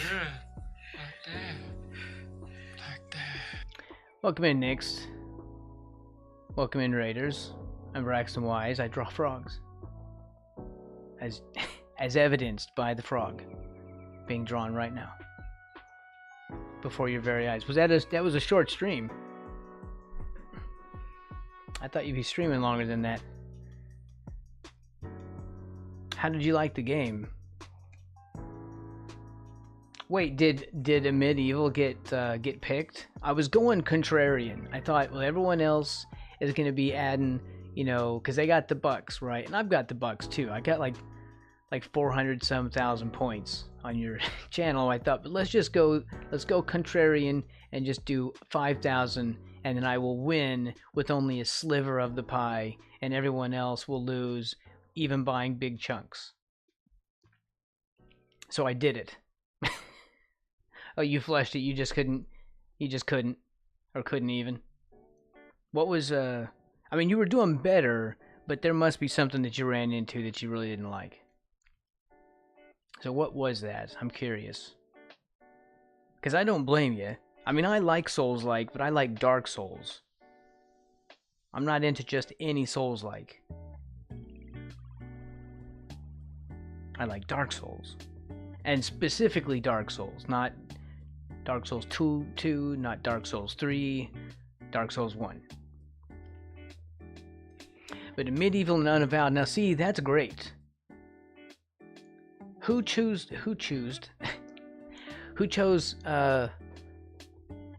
Unavowed? Danlock84 asked me, how many eyes do the Krabby Boogers have? And does Plankton have only one eye? What? Plankton's got just the Really? one eye, always scheming to nab me secret formula. As for Krabby Patties, well, they don't have any eyes at all. They're just delicious money, making delight served up fresh at the Krusty Krab. But I wouldn't be surprised if Plankton's tried to give 'em eyes just to cause trouble. Yar! Har! Har! I feel like the voice actor was really struggling. to do that. They can't get the real guy to do it. He wants too much money. It's why he didn't do the Bikini Bottom, the Battle for Bikini Bottom remake. Because he wanted too much money. They're like, screw you. And he was like, what? Aren't you going to give me the money I demand? And they're like, nope, we'll just find someone else. He just priced himself out of a job.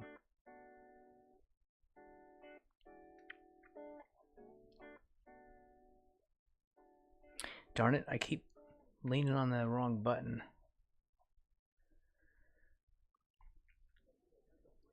Well, I'm sorry to hear that. I do feel like it was kind of a rug pull for them to do that.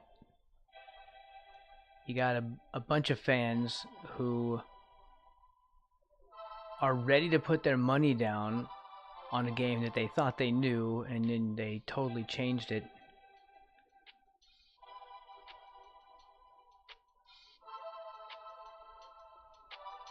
This is this bit, I think, right here.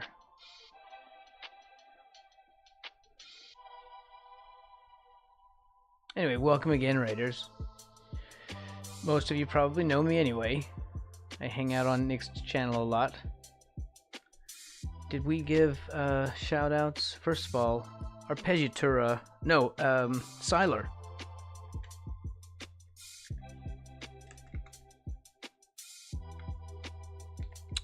Because Siler was the first streamer who was here. He even got the first. Siler Atomic is a game developer who's currently working in Unreal Engine. Screw you! We'll just find a good voice actor who costs less. How many eyes does your bottom have? Oh, please, got some sand in your shell. Do we bikini? Bottom doesn't come with eyes. It's not exactly looking back at you now, is it? But if you mean us locals, we're all equipped with the usual set. Oh, that's a long one. Except for Plankton, who's got just the one. Maybe you should worry less about eyes and more about getting a decent voice actor. Okay, and he's working in Unreal Engine, right? Yeah. Doing a tower defense game. Although I don't know what he's calling it. Is there a name?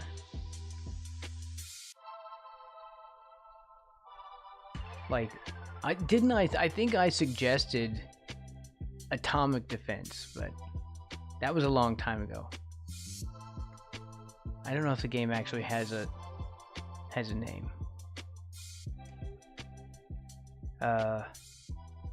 Well, I don't remember discussing it, except the one time. And again, that was some time ago. So give him a follow.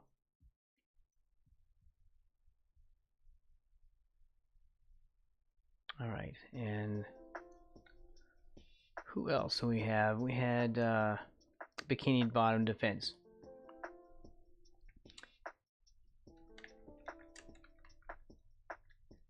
Arpeggiatura is a musician and a gamer and a Dark Souls player. Wasn't it Dark Souls? No, you were doing what's the Souls like that you were doing? I don't remember the name of that one. Well, I cannot bring it to memory right now.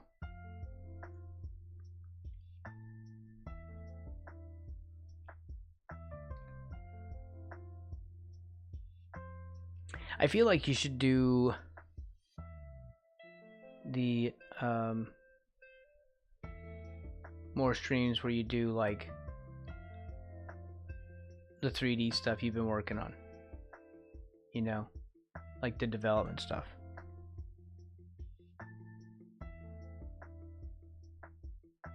I think people would like that. But then again, there's not a huge market for watching development, which is what I experienced in that area.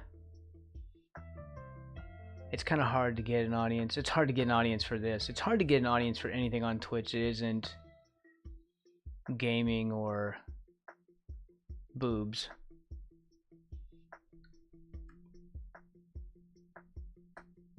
Pretty much. It's a very thirsty audience here. Bloodborne? No, it wasn't Bloodborne. Elden Ring. Is that right? That just popped right into my mouth. It's a new one. Or newish. Yeah, I think that's Elden Ring. Wow, I'm gonna have to change the nib on this pen. On my stylus. Weird.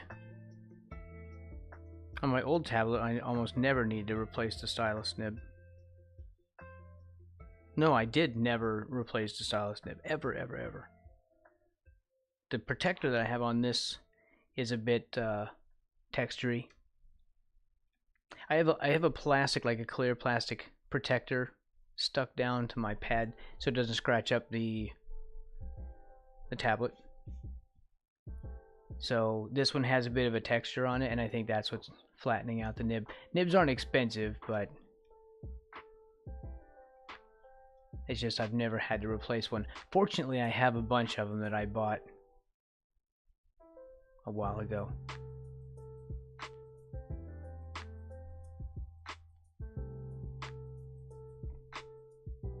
No problem, you're welcome. FromSoft, right. Souls-like games, but well, it just depends on what you like. I really like Dark Souls. I'm like a huge fan. Love that game. As painful as it was, it gave me great joy to play it.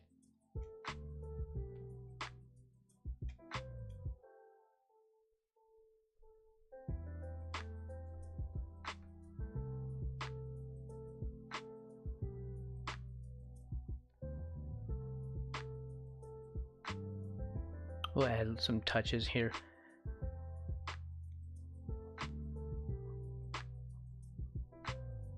Just a few little indicators.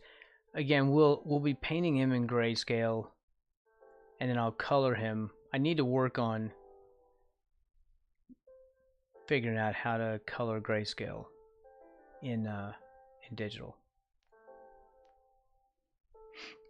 Basically, it's like doing an underpainting in traditional media. You do an underpainting, and then you do successive layers of glazing, or like thin transparent layers of color on top of it. It's just that it doesn't work the same way with digital. You have to, it gets more complicated. That's all. It's complicated. I'm loving these little lines.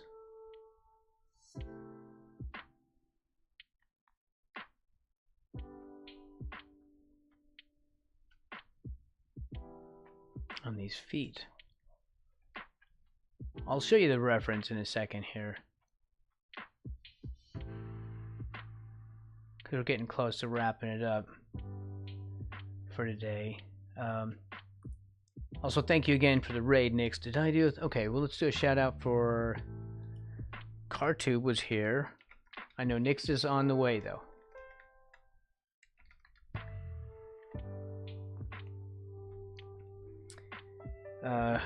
Let's see. CarTube does play a variety of games. You can't really pin him down to anything. You can't do shoutouts. You're not a moderator. That's how it works.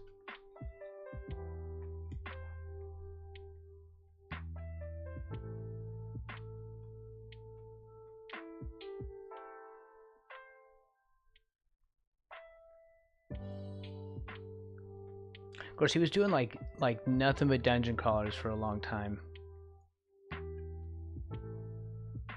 and a lot of JRPGs.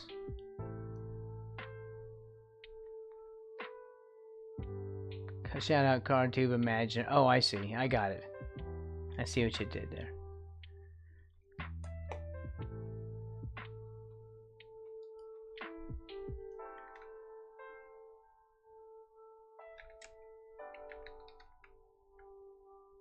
Next 242. who also is a variety streamer. Is there? I did not know there. Well, maybe I did know and I just have forgotten. Because VR just would not be my thing, I think.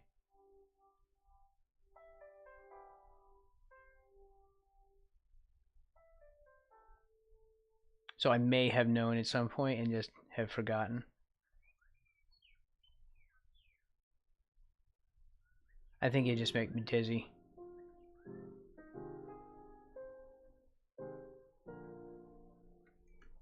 I think this is looking okay.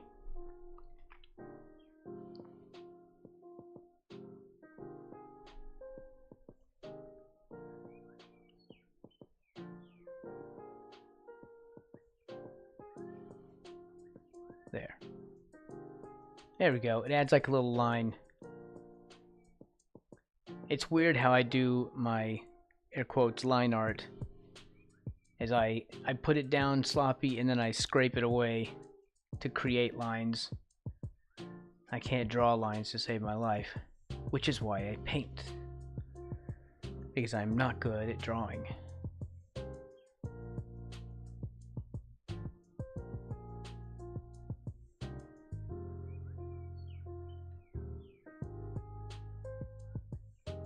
This will be shadow. This is color. It fades into yellow. And it's got these cool veiny stripes that go along the belly, which I will not be able to draw. We won't be doing that. We'll, I don't know how we'll do that, actually. Yeah. I've preserved the sus in the eye. I think we're okay. Alright, let's do this.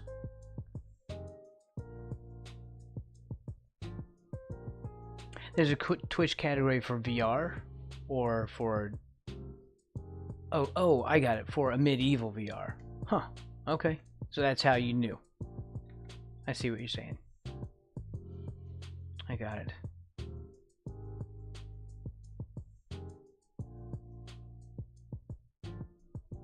Alright, here's our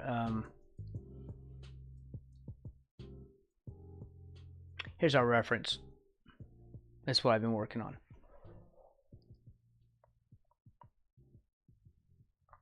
I don't think I did a good enough job on this foot, but I think I pretty much got it. Let's see if we can tack that there.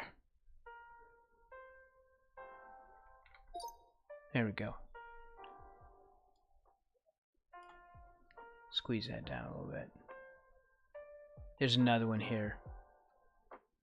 It's the same frog. Well, maybe not the exact same. It's the same species on a branch of some sort. I'll do this, and then darn it.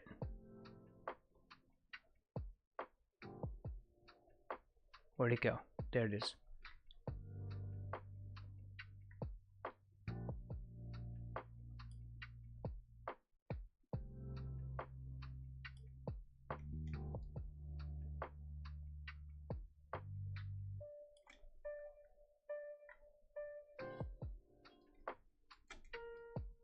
See if I can try to get them side by side, so we can kind of see how I did. You see, this foot needs to be larger, but I think I got the proportions kind of. This one could be slightly bigger, but I feel like it's pretty much there. This one's pretty okay. I think the head should be a little bit bigger. Like we should widen the head out a little more or something. Maybe, I don't know. See, the head looks tiny compared to this one. But I think it's still passable. This foot is definitely feeling a bit small. Mine looks cooler. We can just go with this one. I mean, I don't have to make it exactly like the other one. This is a derivative work, after all.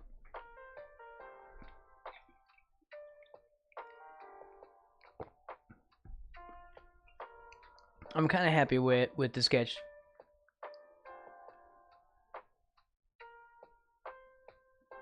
Oh, no problem, Crabapple.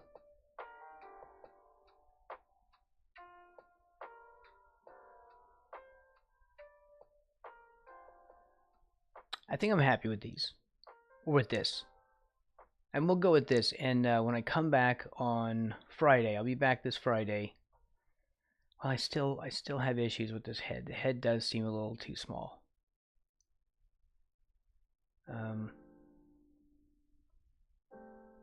Maybe if I take this side and move it out that way a little bit, not enlarge the whole head, but just widen this part, I think.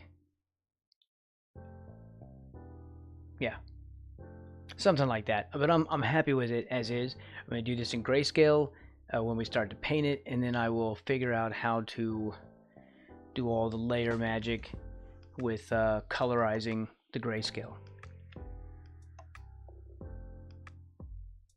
Yeah. Okay. I want everyone to have a really great day. Did I miss anybody? I think we're good. Alright. Thank you for hanging out. And have a really great week.